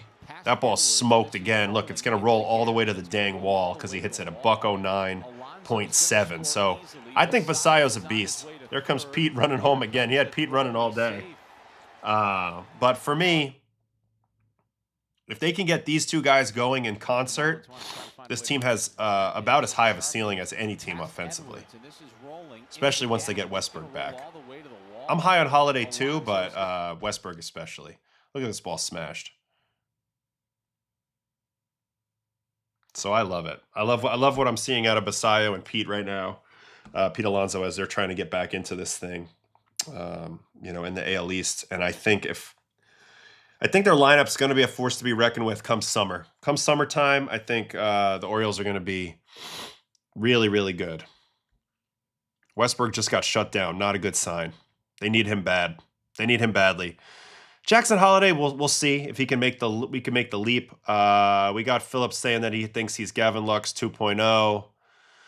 I don't know. It's early. He's so young still. I'm still high on Jackson. I mean, really the Holidays in general. I mean, I know that they're not going to settle until they figure it out. But yeah, I mean, we'll see. We'll see. So it remains to be seen.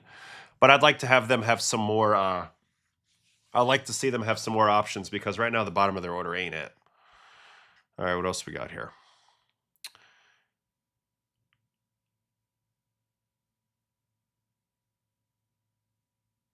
Rico Garcia, former Met, didn't work out.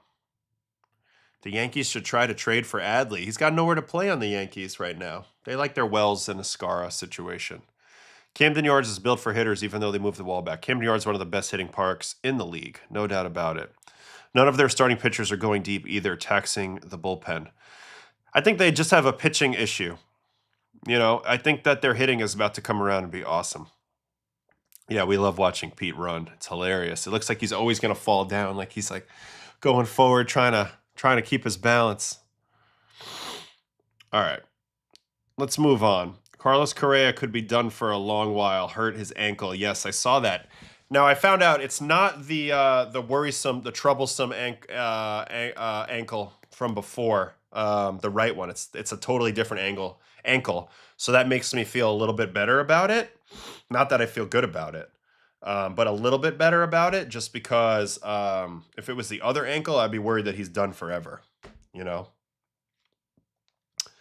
Oh, all right. So Liam Hicks. Let's check in on Liam Hicks, catcher for the Marlins, who's been absolutely raking so far. Continued to rake yesterday. He goes 4 for 5. So we'll watch his at bats. 4 for 5 with a homer. But here's what we're looking at: Liam Hicks right now in the early going. Second year in the show. He's kind of become the starting catcher now that Mac's up there as well, and Ramirez is down in AAA. So Hicks is kind of the starter. He's been really poor on defense. Can't throw anybody out. You know, you look at the defensive numbers have been sketchy, but offensively, I mean, this guy is a tremendous contact hitter. And on top of that, he's got 8 homers. 99th percentile expected batting average. This is why he's got 8 homers, because he hits them right down the right field line. Look at that shit. Bat speed, 68 miles an hour. So that's why I'm not projecting him to have huge power, but it's impressive that how well he squares up the ball. 97th percentile squared up. 80. Yeah. I haven't seen her.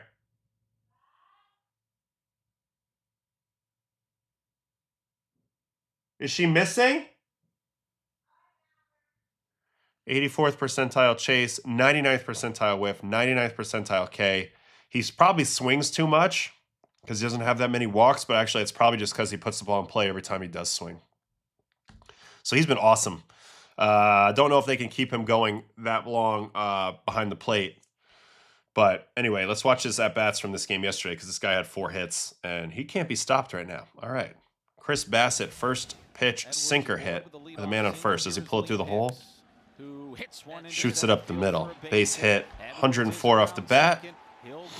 Ready to hit on the first pitch.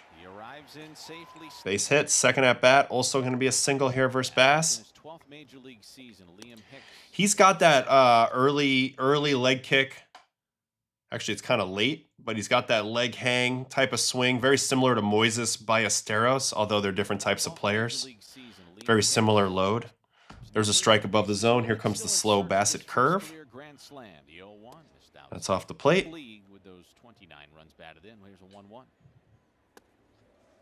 And then here's another hit on a fastball. You can't get a fastball by this guy. All over that. Smashes that up the middle for a hit. That's another 100-mile-an-hour contact. Base hit there. And then he's going to get another hit for Bassett. So one on a sinker, one on a four-seam. Let's see what he gets him with this at-bat. Cutter up, ball. Here's another cutter. Curveball. He just couldn't hit with any of his slow stuff. And then changeup. Smashes it down the line. This one burns Pete. Another 100-mile-an-hour contact. 104.2. Was this ball just blistered past Pete? What happened here? Oh, it hit the umpire. Hit the freaking umpire. Are you kidding me?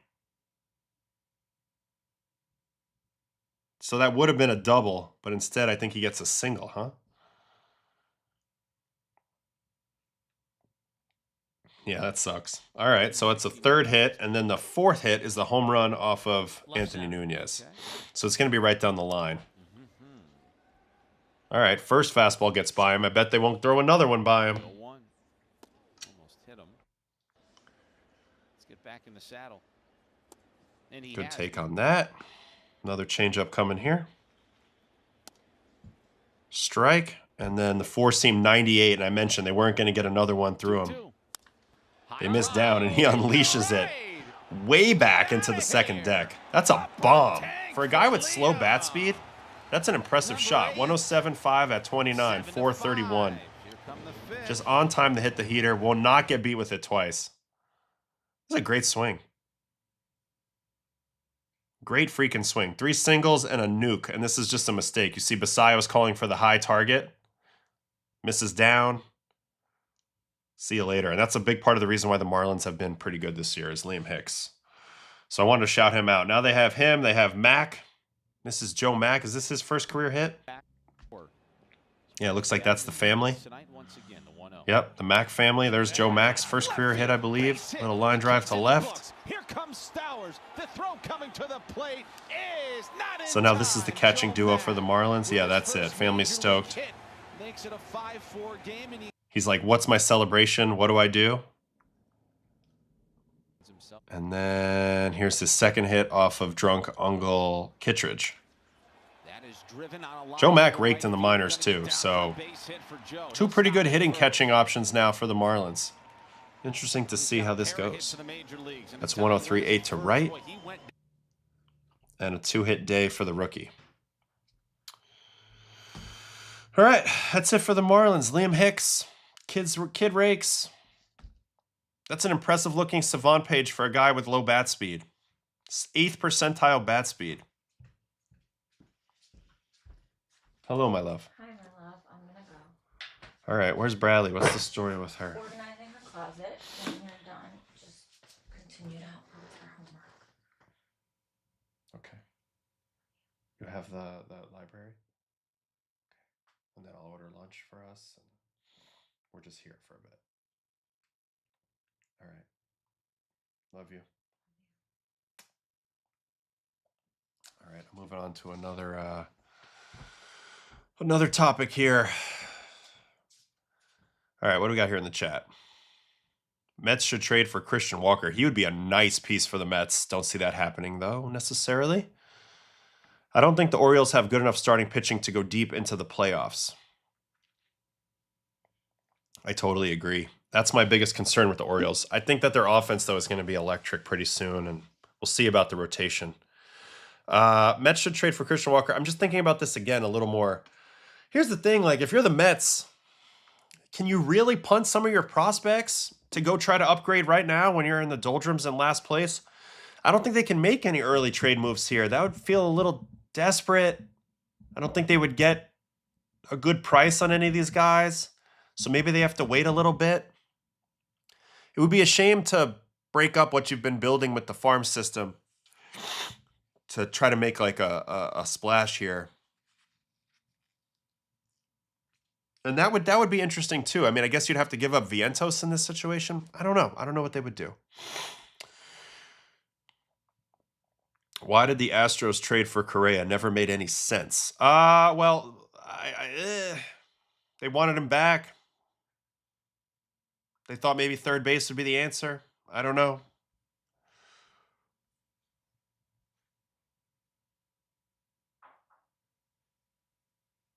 Maybe the Mets should be in seller mode. That would be the option. Sell off some of your big league guys and try to restart. So I don't know. I meant closer to the deadline, wouldn't think it would take too much, especially if he slows down a bit. Yeah, I think some players on the Astros will be able to get plucked for sure, especially if they continue down this path. Yordan will be the big prize, but Christian Walker is a sneaky under the radar prize. So we'll see. This is what I think is going to happen. I'm predicting they're going to get a big haul for Yordan second half of the season. That's my prediction. All right, here's a question. Hey, Otto, what's your ideal pitching chaos staff if you had only 3 elite starters and a pick of any elite relievers and closers? So my 3 favorite starters, I mean, Skubal, I know he's hurt, would be definitely my choice as my top dog. I've talked about that a little bit. I love Yamamoto. Skeens is an easy pick, so I'll go away from that, and I'm gonna say Max Fried. And then relievers, I mean, Mason Miller.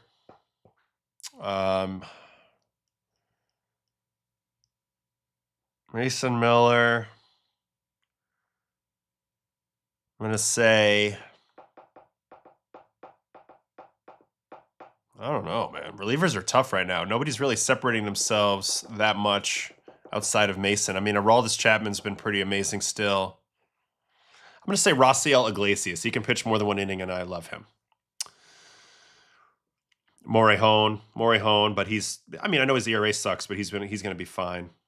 Yordan to the Braves will end me. I think it's going to be Yordan to the Blue Jays. Let's see, though. We'll see. I wonder if Hader could be dealt in a dump if he's fully healthy. I wouldn't trust Hader's shoulder at all right now. At all. Varland. You know, something that bothered me yesterday about the Blue Jay game was that Varland ended up doing 2 jobs again. Ended up doing 2 freaking jobs again, which they're going to kill this guy. They're going to burn him out. I don't like it at all. So last night it was Rays and Jays, and they try to run through it the normal way. Like, you go ahead and look at it. Gosman to Hoffman to Rogers to Varland. But what ended up happening is Rogers had an inning from hell. 1 out here, and here's the inning from hell. Scored a run in the 5th inning to make it 3-2. It's that way in the bottom of the 8th. A little bloop to left by Aranda, perfectly placed, so he gets a double. Then Yandy Diaz. Ground ball, squirts through, base hit. That scores a run. And then Fraley. A little inside out, dinker into center. And then Williamson, chopper up the middle that nobody can field. So 4 hits in a row, and now they have to pull him out of the game, and they're losing. So then Schneider goes ahead and brings Varland in to chase. I know they need a win, I get it, but he brings in Varland to chase the win, and he does his thing. You know, he strikes the guys out, but it's like he's doing more than 1 job on this team all the time, and I don't know if that's sustainable. Closer plus the backup reliever to guys who are struggling. I don't know if you can do this forever. You know, I really don't. And it's just like, to me, I just don't know if he's going to be able to hold up doing this multiple jobs. I know he's at this point one of the top. It's inarguable. He's one of the top 3 relievers in the game at the moment. But he's already at 17 games pitched. It's early in May. He's headed for another 70 again. It's just too much for me. All in leverage, doing the closing role and backing other guys up. It's gonna end up being too much for me. I know he hadn't pitched in a few days. I'm worried about him long term a little bit. And it's going to be hard for them to lay off of him because when you look at this Savant page, he's the best matchup versus every single guy. So I get it. Manager's going to see that, and they're going to force him in every game possible. But I'd like to see him pitch 10 times a month, instead of 13 or 14 a month. I think that's the toughest part, in my opinion, is just if they overwork this guy. So that's my concern a little bit. All right, let me hop in here. Yordan to the Dodgers and MLB allows a second DH rule. Why are you mad about Varland? Varland's a top 3 reliever in the game right now, 100%. Do I think Morahone could be a starter? Yes, I think he should become a starter. If I were him, I'd want to be. He should be a starter. Yeah, Varland different. You're talking about Gus Varland. This Varland is different. Louis Varland, nasty. Rogers isn't made for the Rays style. Totally agree. And that's going to happen sometimes. The inning you just saw from Rogers is why people don't make him closer, even though that's a little unfair if you zoom out a little bit on his total runs allowed. But they visualize stuff like that happening. A couple dinkers and then you blow the game. No way Yordan to the Jays when we have a switch-hitting DH already. Tony Taters, even if he's bad. Tony Taters isn't playing. Tony Taters is hurt, and we don't know when he's ever coming back. And if the Blue Jays want to push forward, imagine Yordan hitting behind Vlad.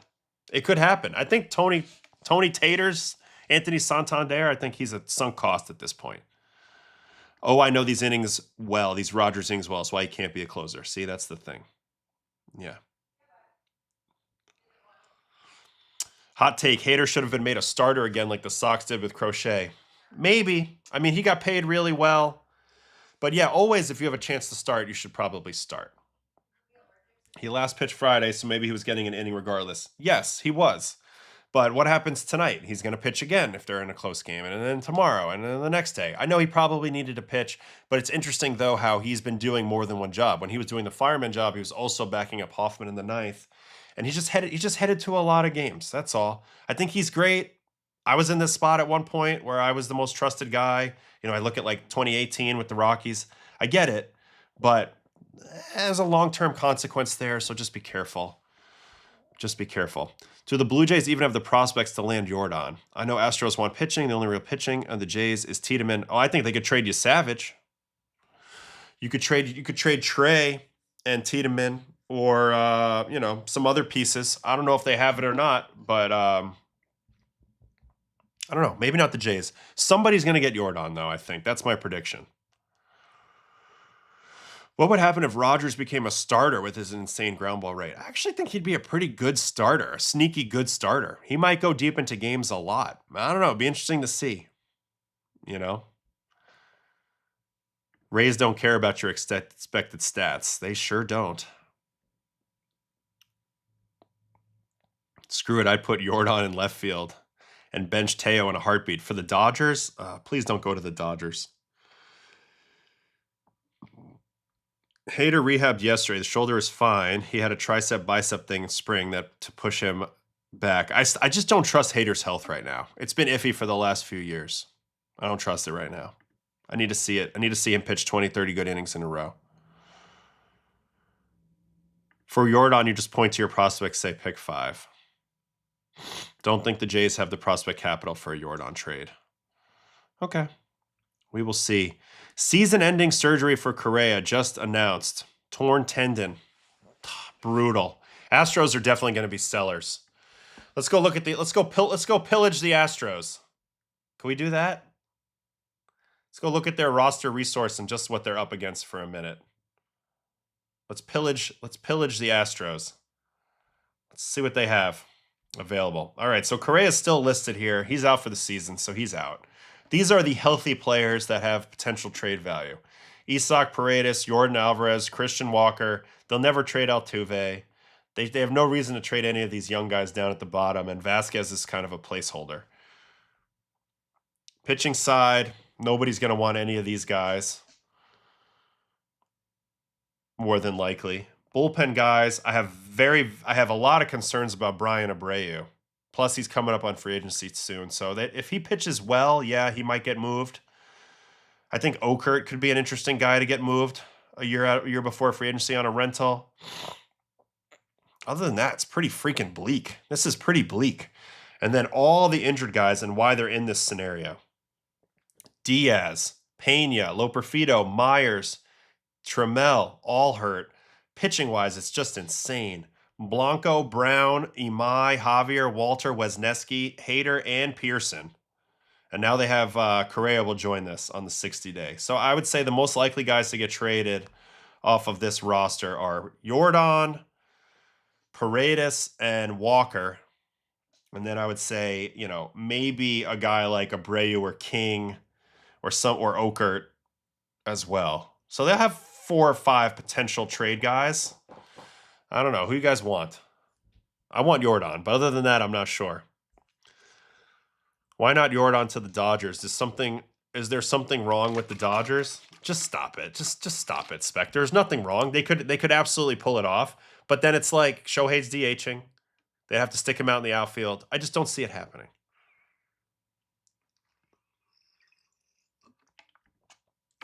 I'm just saying, I think he could do it. I think he could be all right. I think he could pitch to contact and have some interesting ones. I was thinking it would be like Holmes, where being a ground ball pitcher doesn't kill you over multiple innings as a starter like it can. Yeah, that's how I'm thinking. I'm with you, Dan. All right, what else we got? I think Jordan makes more sense for the Jays long-term than Savage. No, not long-term. But, like, say they get back in the hunt right now and they start feeling pretty good about their pitching staff. Like, Bieber comes back. He looks good. I know Barrios not a good spot. He's getting looked at MRI now. But Bieber's in a good spot. Say Gosman's in a good spot. Gosh, I guess without Savage, it's not looking as strong. Maybe they're not going to be a team. But I'm just saying, if they could push forward, maybe you would consider Jordan there. Ponce being hurt really hurts them. Yeah, I don't know. Pena is low-key the price here after Jordan. He is, but he's hurt right now, so we'll see. I would love if the Sox got Jordan. Would hate to part with one of Tolley early, but I think the Red Sox have the prospects to do it. He'd be a great fit on the Red Sox, too. He'd be their actual big poppy. Yeah, I would trade Peyton Tolley for him, me personally. I wouldn't trade Connolly early, and I'd be scared to trade Arias, to your point in here. Jansen's a fast mover in their system at LSU pitcher. The Red Sox have the pieces. He would be unbelievable at Fenway. Yankees can fix Abreu. Yeah. Pena's supposed to start rehabbing here next week. Add him to the list. Yankees don't have a spot for him with you know the Stanton situation. I mean, he'll be back sooner or later. I don't know. They don't need another lefty. But then again, it's Jordan. He's the best hitter in the world right now. You know? I mean, the Mets, you could maybe find a way to get Jordan to the Mets. Who would you have to trade from the Mets, and how would he fit? I mean, I just picked the wrong team.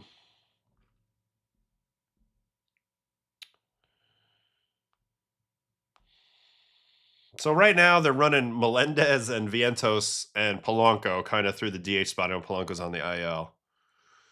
You'd have to give up some level of young player, probably pitching, because that's what the Astros are going to need. So you're talking. Of course, they're going to ask for McLean. You're going to tell him to go kick rocks, but some combination of Christian Scott, Jonah Tong,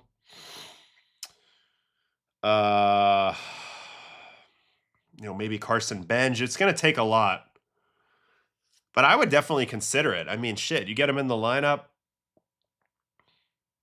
with Soto, Bichette, healthy Lindor. I don't know. Jordan to the Rockies to push for the Rocktober and hit mile-high nukes. Jordan to the Rockies. Dolander for Jordan. Straight up.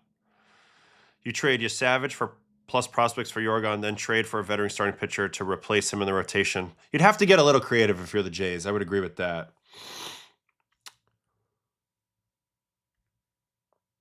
Can't trade Ben Rice. Jordan has a career average of above 400 at Fenway.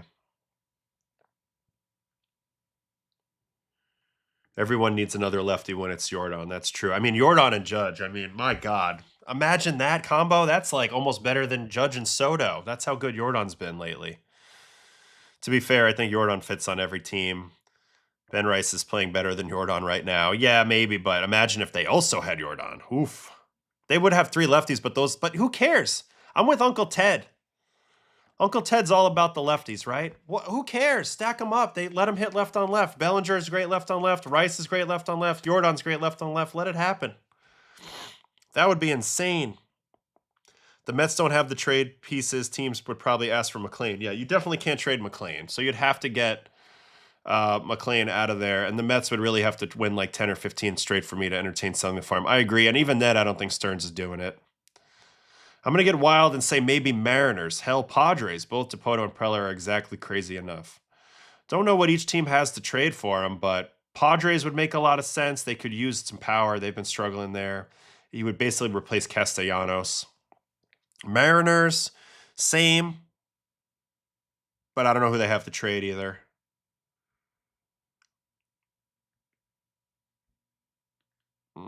There's so many good comments in the chat. You guys are really loving this Yordan talk. They'd have to DFA Stanton or trade while paying the majority. They're not going to do that. But they might be tempted if they had a shot at Yordan with a deal they liked money-wise. I think they would be able to stretch for that. Seattle's got a great farm. San Diego Padres doesn't have one left.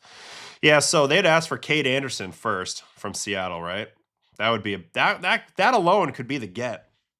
Let's look at the Mariners' current roster. I'm not hating this Mariners idea. All right, so you're looking at your outfield and DH spots. Right now, Dominic Canzone is the DH, and then they also use Ref Snyder versus lefties. Man, he would make them so much better on offense. And then you trade from a strength. So you trade I don't know if you're willing to give up Cade Anderson or not, but you could trade Emerson Hancock right now. I mean, you have plenty of pitching. You could definitely trade from a strength. Emerson Hancock, Kirby. What are the Mariners' big prospects? They have, Colt Emerson, they just extended. You know, maybe you're willing to give up a Lázaro Montes, who this could be the new Yordan, by the way. Every time I check my thing, this guy's been raking. He's already got 7 home runs for AA Arkansas. He's rolling with a 930 OPS. This would be the piece. So it would be a big-time pitcher and a Lázaro Montes that could get you, could get the Mariners Yordan. That would be my guess. I kind of like the Mariners. This would be a fun team. Can you imagine putting Yordan in this lineup and have him hit right behind Julio? Damn. Then you could back Naylor up a little bit or switch it around a little bit. That would be beast mode. Maybe give him Canzone in the trade too. I don't know. That'd be interesting. Let's see what we got in here. Anderson plus Kirby. I wouldn't want to trade Kirby, but I probably would in this situation. I don't know. Seattle definitely has the arms to pry him loose. I kind of wonder how good Yordan, why he's so good left on left. I just think that he's always been an everyday guy, and so he's gotten a chance to, face these tough lefties. He's also just, let's just be honest, some guys just have it. He's a badass. He just has it. He's not scared of nothing. He's comfortable right away. He'll figure it out. Yeah, this is the correct answer by Tigerman. He's just godly. Seattle's gotten staying pitching depth to trade from. This is a possible Blue Jay package. JoJo Parker, Ricky Tiedemann, and Davis Schneider. I don't know if that's enough. Any moves you can make as the Cubs. I wouldn't mess with success right now with the Cubs offense. It's really clicking. They could use some more bullpen pieces. So you expect the Cubs to upgrade their bullpen and maybe one spot in the rotation as time goes on. Phillies trade Painter for him. Painter alone wouldn't be enough, probably, from the Phillies, but he would. It's just tough because Schwarber's already DHing, so I don't see him with the Phillies. I'd like to see him get traded to Kansas City, full bias. Yeah, he'd look great on Kansas City as well, but I don't see them having enough. What could Boston offer, and do they have the stomach to pull it off? Boston could 100% offer Tolley would be the main piece. I wouldn't give up early if I were them. Tolley would be the main piece for me. Where's Red Sox? And then, you know, do you consider giving them Christian Campbell or, you know, I think Cedon Rafaela would be an attractive piece for them. He's on an affordable contract. He's Gold Glove. They have a center field problem in Houston. I don't think you want to give up Willier at this point.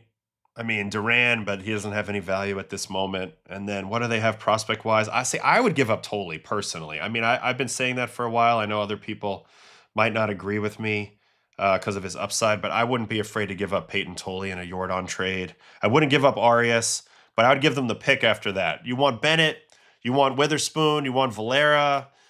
I mean, Gonzalez is an interesting one because of his upside. Gonzalez might be an interesting one because he's so big.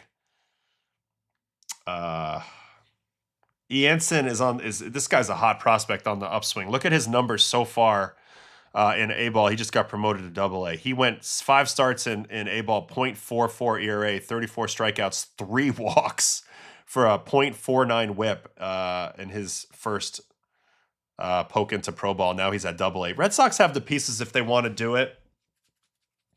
I'd be tempted, man. They could use it in their lineup. They could really use it in their lineup.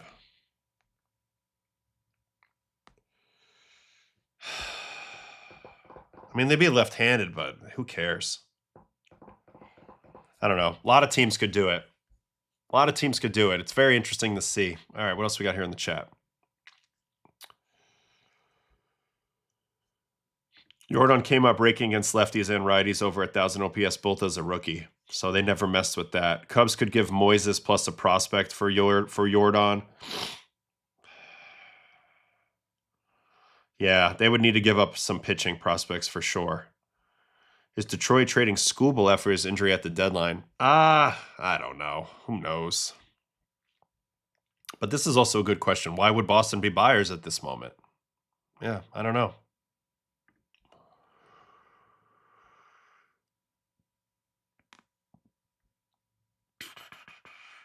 Yeah, we've talked about that. That's part of the reason why we're stripping, where we're getting after the Astros here and trying to strip away their team, because I think they're gonna trade out of here. Houston has a poorly rated farm, so they need some prospects, especially pitching prospects. I really like the Seattle idea. Right now, that's the one that's popping out into my head. Is the Seattle idea. All right, we've almost done about 2 hours, so we're almost done. Let me just see who else I had mentioned in my texts. Adley, we talked about. Sanchez, Harper. Ooh, Elder and Jazz. So really quick, I'm going to hop over so we can just watch the Jazz home run and pimp job, because it's kind of funny to me. Let me look up Jazz, because he's starting to heat up a little bit. I think if he's a big X factor for the Yankees, in my opinion. The numbers haven't been there, but he's definitely playing better over his last 50. As you can see, rolling 50 ex-WOBA. All of a sudden, he's popped up close to 400 ex-WOBA and a little bit over recently over his last 50. So he's starting to pop up. I just want to show you this home run because it was kind of sick. It was Yankees, and who are they playing now? Oh, the Rangers. Yeah, it was off of Jacob deGrom. This was a typical just pulled fastball down in mistake. Change up. They set up away. He pulls it down in right into Jazz's bat path. And that's just a massive tank. Probably one of the best swings of his life. 111 at 34 for 413. Insane pimp job, too. But, I mean, you deserve it when you hit a ball that pure. Ball was absolutely crushed. So I wanted to check that out. I was all excited to talk to DeGrom today. Ended up not talking to DeGrom at all, but, you know, Yankees kind of did it to him at the end. Man, check out this bat flip. Unbelievable.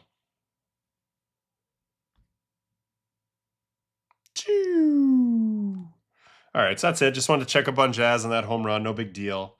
And then the other guy I wanted to look at was my guy Bryce Elder, who is one of the reasons I was kind of doubting him a little bit early in the year, because I was like, man, he's more of like a number 5 starter. He's going to have to step into a bigger role on the Braves. But I just want to give him his flowers because he's pitched awesome to start this season. Look at Bryce Elder right now, start the season. 8 starts, 2.02 ERA through almost 50 innings. 2.83 expected ERA. He's just gotten better and better. He's limiting his barrels. He's basically above average in strikeouts and walks and hard hit and ground balls. So he's doing a lot to kind of keep him in it. He pitched really well against the Mariners last night. 6 innings, 2 hits, 3 walks, 9 strikeouts. Did give up 1 home run. It was to J.P. Crawford. Here's how he's been doing it. 24 sliders, 23 sinkers, 21 fastballs, 14 cutters, 11 changeups. He got huge whiff on that slider. That slider's a real weapon, man. 55% whiff last night. Another sign that things are going really well for the Braves. Matt Olson as well. In this game, hit a game winner. So we'll check in on this outing right now.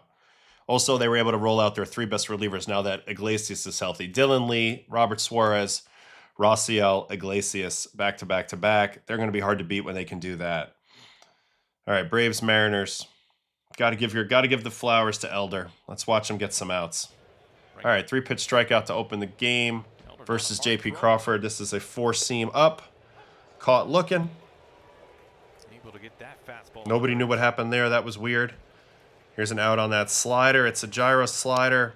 It's got a lot of depth on it. It drops pretty late. And this is the type of guy that I think like a lot of hitters come in thinking they're going to have a big day against, and then he just is a very frustrating offer. Really good changeup here. Looks like he's kicking it now. Yeah, there's a little kick on that change. Look at that ball drop. That's nasty. So he's got a ton of north-south in his game. Really good guy getting you chased below the zone. And the Braves are just clicking on all cylinders.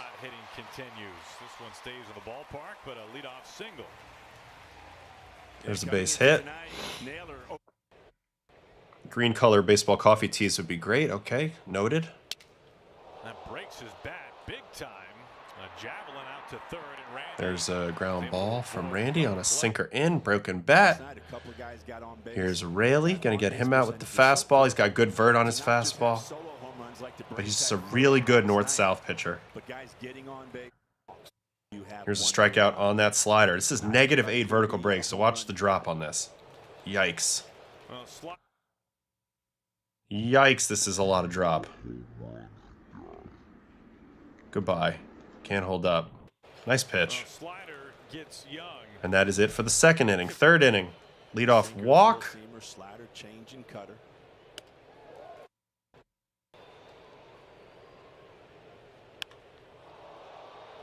3-1 keeps his ball at the top of the zone. Just enough to get the fly out.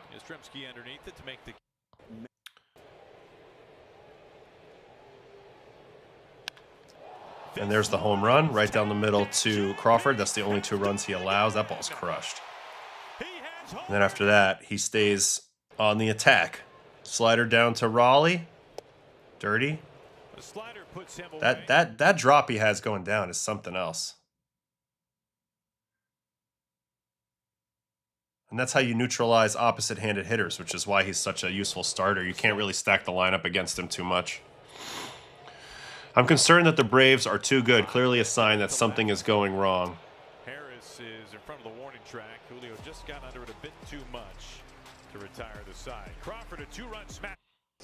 All right, here's another walk to lead off the 4th to Naylor. I'm looking at this Mariners lineup. I'm imagining Yordan Alvarez in it as we continue this stream today. There's a fastball up to Randy. Nice pitch there. Here's another strikeout. This one's that kick change. Negative vert on this one.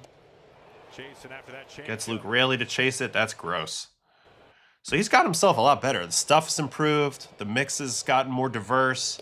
He's pitching with more confidence the last few years, and now you see what's happening. 8 starts, basically a 2-flat ERA. They don't even need Schwellenbach right now. Here's a comeback sinker. He's got a pitch for everything. And he strikes out. Nice pitch there. As you said, he's All right, 5th inning. Slider coming. Popped up down the middle. Can of corn, Austin Riley. One out there. Here's a 1 pitch out to Crawford on a cutter. See if he gets it up in. He does. Nice play by Ozzie. And then a strikeout up top to Cal Raleigh. He swings and misses at that fast. Playing that north-south game. 6th inning. J-Rod gets it up. Gets it above the barrel. There's Matty Olson. He plays every freaking game. He's there again, catching fly balls. All right, kick change coming to Naylor.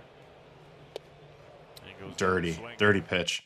He's got such late drop on both his slider and his changeup. Man, nasty. He goes down.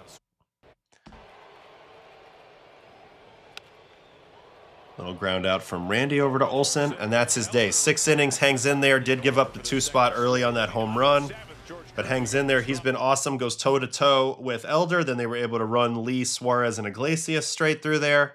But I wanted to definitely mention Bryce Elder, as he's been awesome. He really has. He's been awesome all year long. We'll see if he can keep it going, but this is exactly what the Braves needed when the Schwellenbach went down. You know, Strider's still getting back in it. So it's been Sale and Elder. Sale and Elder have been amazing so far. We saw J.R. Ritchie with 6 walks the other day, so he's going through some growing pains as well. But you got to really love what the Braves have going right now. If you're a Brave fan, it sucks for the rest of the NL East. But out of this group right here, they've been able to get some really good performances. Sale, Elder, Martin Perez has pitched well for them, Holmes, and then they have J.R. Ritchie, who we're kind of learning about more, and now Strider's back in the mix. So they're getting a little more, their feet under them, a little more stable in the rotation, and the bullpen's lights out, particularly Iglesias, Suarez, and Lee. That's an amazing, awesome bullpen. I like the fact that Lopez is out there now, too. He's got a lot of know-how out there. So they got arms all over the place. The lineup's been awesome. We've talked already about Matt Olson. He did it again yesterday. 2 for 3 with a walk. So let's watch the at-bats where he gets stuff done. First is a single versus Kirby on a sweeper. Pulls the hands in, puts that through the right side with the runner getting held on. Don't think he doesn't do that stuff on purpose. He sure does. Also good base running by him, right? He moves up to second on this. Yep. Look at Matt Olson taking second base on the overthrow. That's great baseball. Not a lot of first basemen are that type of base runners, so great job there. Then he walks, and then here's the home run, the game winner off of Munoz. Sinker down ball. Slider down ball. Called strike sinker, and then get ready to unload on this slider in zone. Oh, not an easy place to go oppo either. Seattle at night? You kidding me? What a swing. 110.5, and you see it only went out by 3 or 4 rows at 23, 412. I said it the other day, it's no disrespect to Vlad. I think he's the best. I think he's that good. You know? I think he's that good right now. I think he's the #1 guy. Offense, defense, plays every day. That's just a ridiculous swing. The pigeon toe thing that he's doing is definitely working. I don't know when he started doing this quite to this extent. You see the toes are both pigeon toed in. This one's coming this way. This one's coming this way. Anyway, great swing here. Not easy, like I mentioned, to go oppo taco in Seattle at night in the gap on a breaking ball. So kind of absurd what he's doing and what he's been doing all year. And he's been carrying the Braves. The man's been carrying the freaking Braves. Matt Olson, where are you, Matt? Front runner for MVP right now, probably in the NL, right? Look at that. Unbelievable. 13 home runs, 308, 1,077 OPS. Unbelievable on defense, above average in base running. Plays every game. Guy's a beast. Braves are rolling. Olson's a big part of it. Elder's a big part of it. So I wanted to shout out those 2 guys. All right, back to the chat.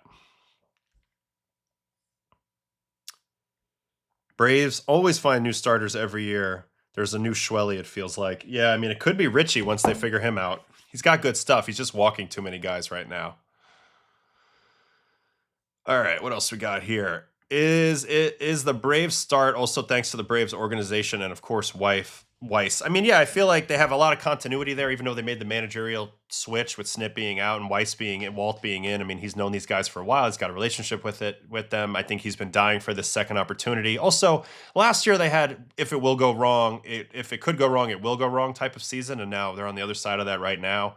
Things won't stay this great the whole time because it's baseball, but it's sure nice when you build a 8 or 9 whatever it is game lead in the division and it's May 6th and you have your MVP type guy playing like that.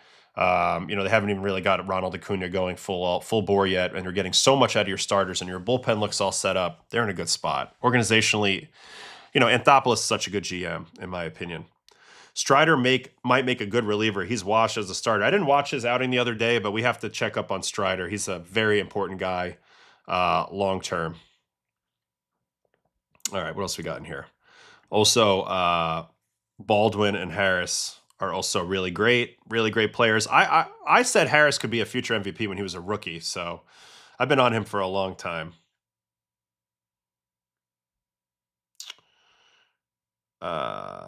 Keep liking and describing. All right, we got some more stuff here in the chat.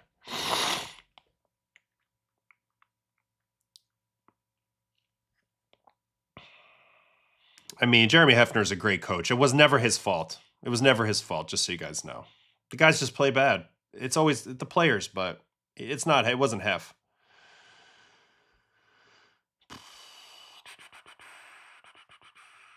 All right. Here's a question that's off the beaten path here. What are the realistic expectations for Cole when he's back? I think he's going to be good. I know the numbers haven't been perfect in the minors, but he's just working on firing everything in the zone, getting a feel for his command. I know him very well. He's chomping at the bit. I think he's going to be really good when he comes back. I mean, I wouldn't expect him to be the ace right away, but I think he can work himself into that once he comes back. Braves feel like the Cubs, vets that aren't too old dealing with pitching injuries but finding ways to win. They have a great team with a lot of know-how, a lot of continuity. And, right now what they're getting on the mound in the rotation has been a boon big time to this team. But I think they're just so set up for success, especially if they can get Schwellen back before the end of the year and figure out what to do with Strider. I need to watch him. I could care less about the Colorado start. I agree. It was IVB guy in Colorado. Good point, Uncle Ted. This is also true.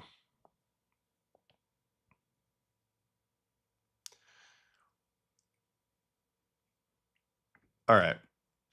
You want to look at this? I didn't watch much of Ohtani. He's on the list, but we're getting kind of long in the tooth here in terms of the stream today.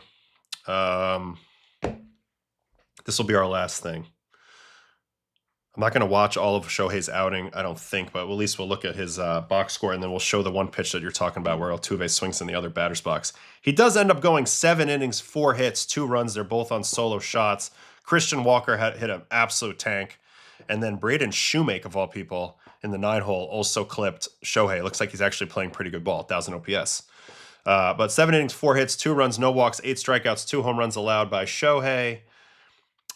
His numbers continue to look great. He's definitely hunting that Cy Young. So it was 38 fastballs, 35 sweepers. Leaned big time on the sweepers because there was so many righties in the lineup with Houston. Also 9 of those slow curveballs, which we've loved this season. Only 4 sinkers and 3 splits on the day. It's just crazy how he'll change it up every week.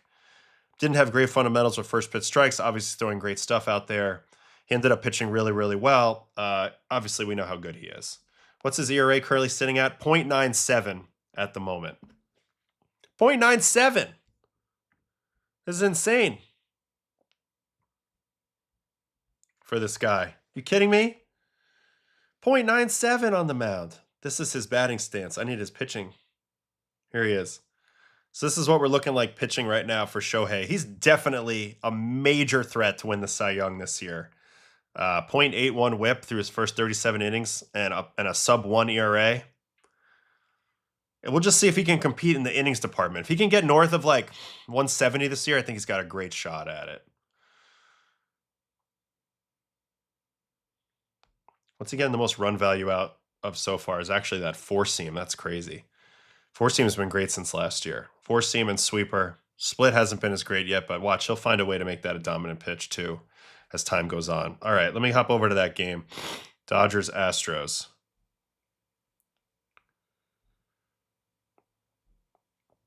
We're looking for Altuve striking out swinging versus this is not it. It's got to be this one. Here it is. Feast your eyes on a ridiculous chase. Count to Jose. Runner goes, and Jose chases that sweeper off the plate.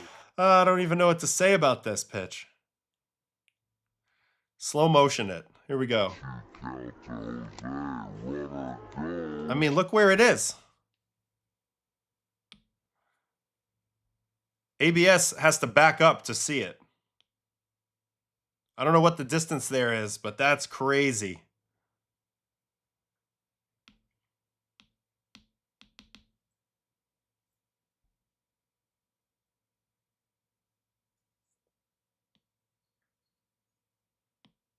I mean, look at that.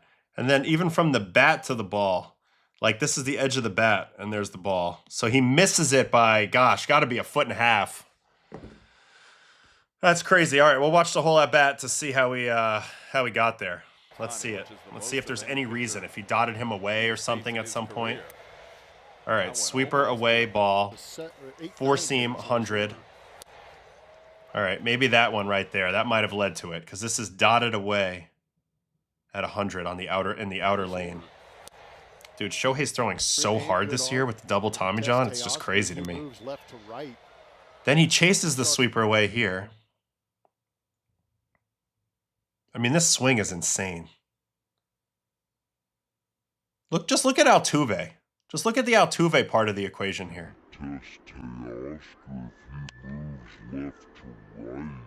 Ridiculous. All right, so 1-2 count. Fastball, 101. There goes the runner, and the pitch is swung Stays on it. Fastball again, 101. So that's why he swung at it. I mean, he's so sped up on back-to-back hundreds, and this pitch is on the outside corner. So he just had him in the ultimate level of swing mode. And that's why when he throws this pitch, it's a chase.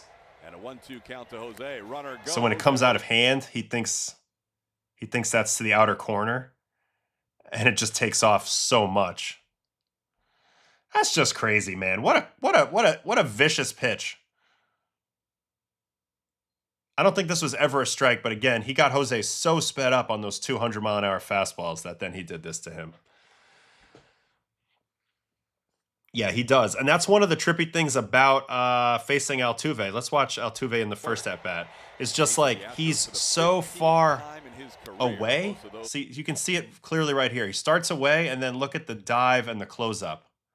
So what he really wants to do is he wants you to think, oh my God, he's so far off the plate, I can just throw something here. He hammers that pitch in general, you know? But in this case, he doesn't because he only begins his dive, you know, on that pitch where he goes for it, and then he ends up chasing it like a foot and a half outside. The one weakness of Jose is that he swings a ton, and he will swing at balls, especially in off the plate, so you can work that angle. As this is going to be a all fastball strikeout the first time through by Shohei. But again, he wants to dive for that outer corner. Even this pitch here where he strikes out, look at the scissor, look at the back foot. But even the pitch here where he strikes out, that kind of helped Shohei later with that chase too, because he's proven to Altuve that he's going to throw a fastball on the outside corner, which makes you swing out of that lane a little bit. But anyway, Shohei throwing absolute thunderballs in this game. How hard did he average? Feels like it was up. 98.4 on the day, plus half a mile an hour. So, man, he's been fun to watch. He's been incredible. What a monster. What a monster. Not going to watch the whole outing, though, because I'm kind of done with the stream, I think. All right, let me get in here into the chat. On pace for 160-plus innings pitched, might just do it. I mean, he's definitely going to go for it. He's definitely going to try it, you know. He's definitely the MVP no matter what, even if he doesn't do it. But we're talking about Cy Young awards. We have to make a new award if Shohei wins a Cy Young and MVP in the same year. So guys have done that, but they're just straight pitchers. But for him to do it and to be a full-time hitter, I mean, shoot, it's the Shohei Award at this point. Plus, I was saying to my friend yesterday, this is the only real trophy he doesn't have yet is Cy Young, so that's why he's going to chase it so hard. I mean, he's got championships, he's got World Baseball Classic Championship and World Baseball Classic MVP, he's got MVPs, he's got Silver Sluggers. I don't think he has a Gold Glove yet, but maybe we'll see him chase that at some point. So he's got to chase the 160. I mean, the Cy Young, which is at least 170-ish innings plus. He's got to chase the Cy Young, and then I'm sure at some point he'll find a way to win the Roberto Clemente Award too. So he'll have every award they make. He's on pace for like 160-ish. I'm pretty sure he'll have to be extra dominant over second place to offset the innings missing. Yeah, I mean, how many innings pitched did Corbin Burns have, though, or Blake Snell when they won the Cy Young? You do have to be extra dominant, but so far, sub-1 ERA, he's getting there.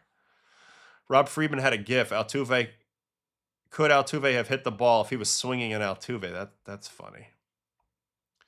Are there certain deliveries you think maintain velocity better as a pitcher ages? I mean, generally the more efficient ones, but I don't know. I think everybody's a little bit of a one-off there. Shohei going for the quadruple crown.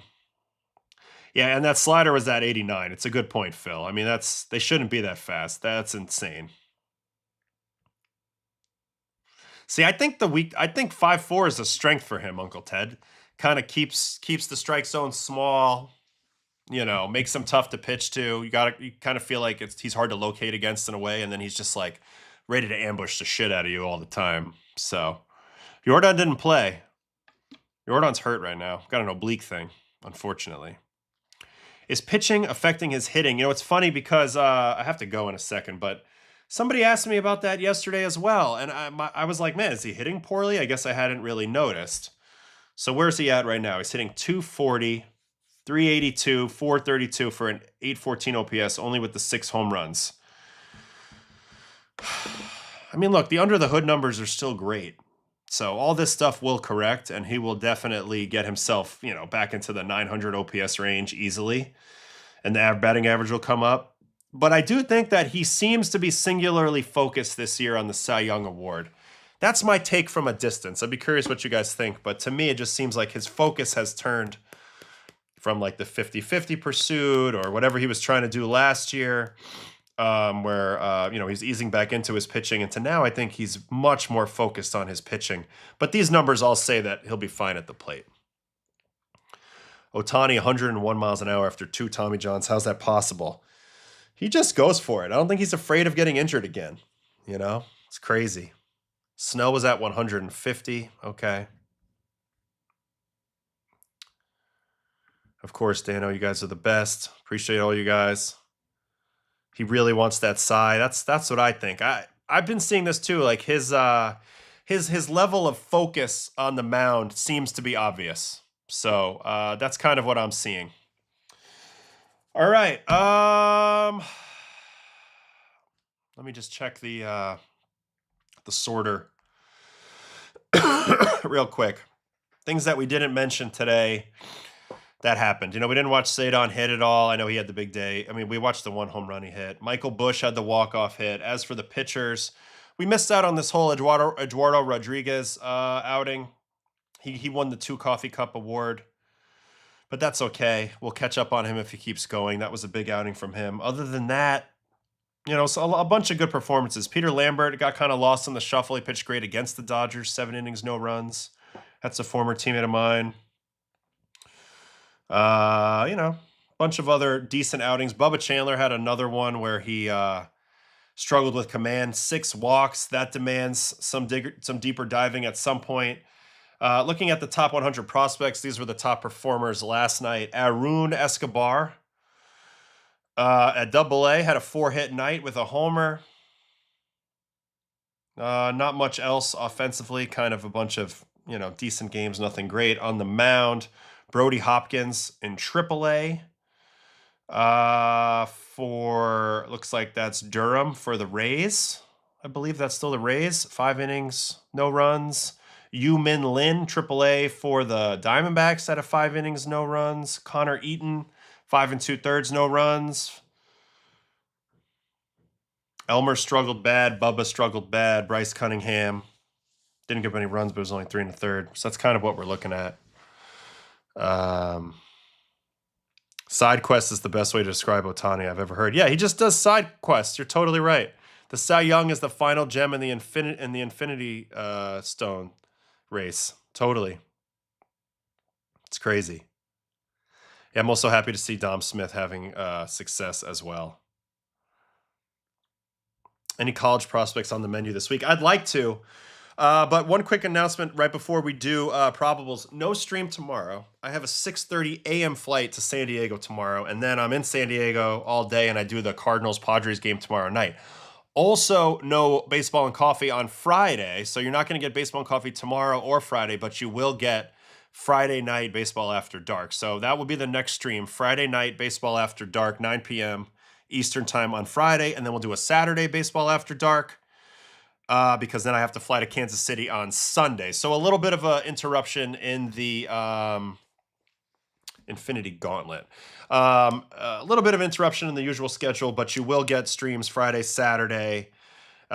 This week, they're just both going to be at night. So we just did the last couple baseball and coffees first few days of this week, but it's going to be switching to baseball after dark Friday. And I'm sorry, we won't get our Thursday stream tomorrow. I know that's a bit disappointing, but I got to get my my behind out to San Diego. I could have went today, but I decided to spend a little more time with the family since they love me and I love them. All right, probable pitchers for today's game. Let's check in on that. Just if there's somebody who has like a like and subscribe thing here, I'm gonna throw that up while I go through here. Let's see here. I don't have one of those yet. If somebody wants to comment that. Okay. You guys are the best. All right. Jays at Rays. Jays desperate to get another W here. There we go. Like and subscribe. We're on it. All right. Patrick Corbin and Shane McClanahan from the Trop. Brewers, Cardinals, Brandon Sproat, Andre Palante, as they were rained out yesterday, so they're going to try it again today. Dodgers, Astros, Glasnow, McCullers. All eyes on the Astros now. Because again, they're looking like sellers now. Correa's out. I don't see how they can possibly get back in it, but they have some pieces, so we'll see. All eyes on them. I'm loving the Yordan to the Mariners idea. Padres, Giants, Bragley, Rodriguez, Adrian Hauser from the Bay. White Sox, Angels, Noah Schultz, Walbert, Urania. Braves, Mariners, Martin Perez, Brian Wu. Sox, Tigers, will we see more fireworks in this game? Sonny Gray, Jack Flaherty. Tigers need a good start out of Jack. And welcome back, Sonny, back to the healthy roster. A's, Phillies, Jeffrey Springs, Zach Wheeler tries to keep the Phillies hot. He's part of the reason why I'm believing in them. Orioles, Marlins, Brandon Young, and Yuri Perez. Twins, Nats, Bailey Ober, Miles Michaelis. Rangers, Yankees, Yankee killer Nate Eovaldi, and Will Warren, who's been awesome this year as the Yankees try to stay hot versus the Rangers at the stadium. Reds, Cubs, Singer, Colin Ray. Can the Cubs stay hot at Wrigley? I think they've won 12 or 13 in a row there. Guardians, Royals, Cantillo, and Reagans. And then Mets, Rockies, Peralta, Lorenzen. They were snowed out yesterday. Hopefully they get this one in tonight, and then they'll have a day game tomorrow that wiped out their off day. So Peralta, Lorenzen from Coors tonight. And then our last game is in the desert, Skeens and Soroka. Sneaky, pretty good pitching matchup here. We'll see if Skeens can continue on the trend he's been on. I know he got beat his last start, but he's pitched really well since opening day. That's about it.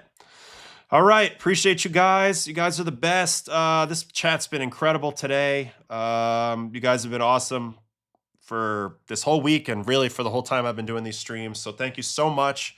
I'm going to bring my microphone and everything with me just in case something pops off and we have to change it up. But either way, if not, I will see you guys Friday night for baseball after dark after I get back to New York. So have a good one. I'll see you guys in the Discord and have a great day, everybody.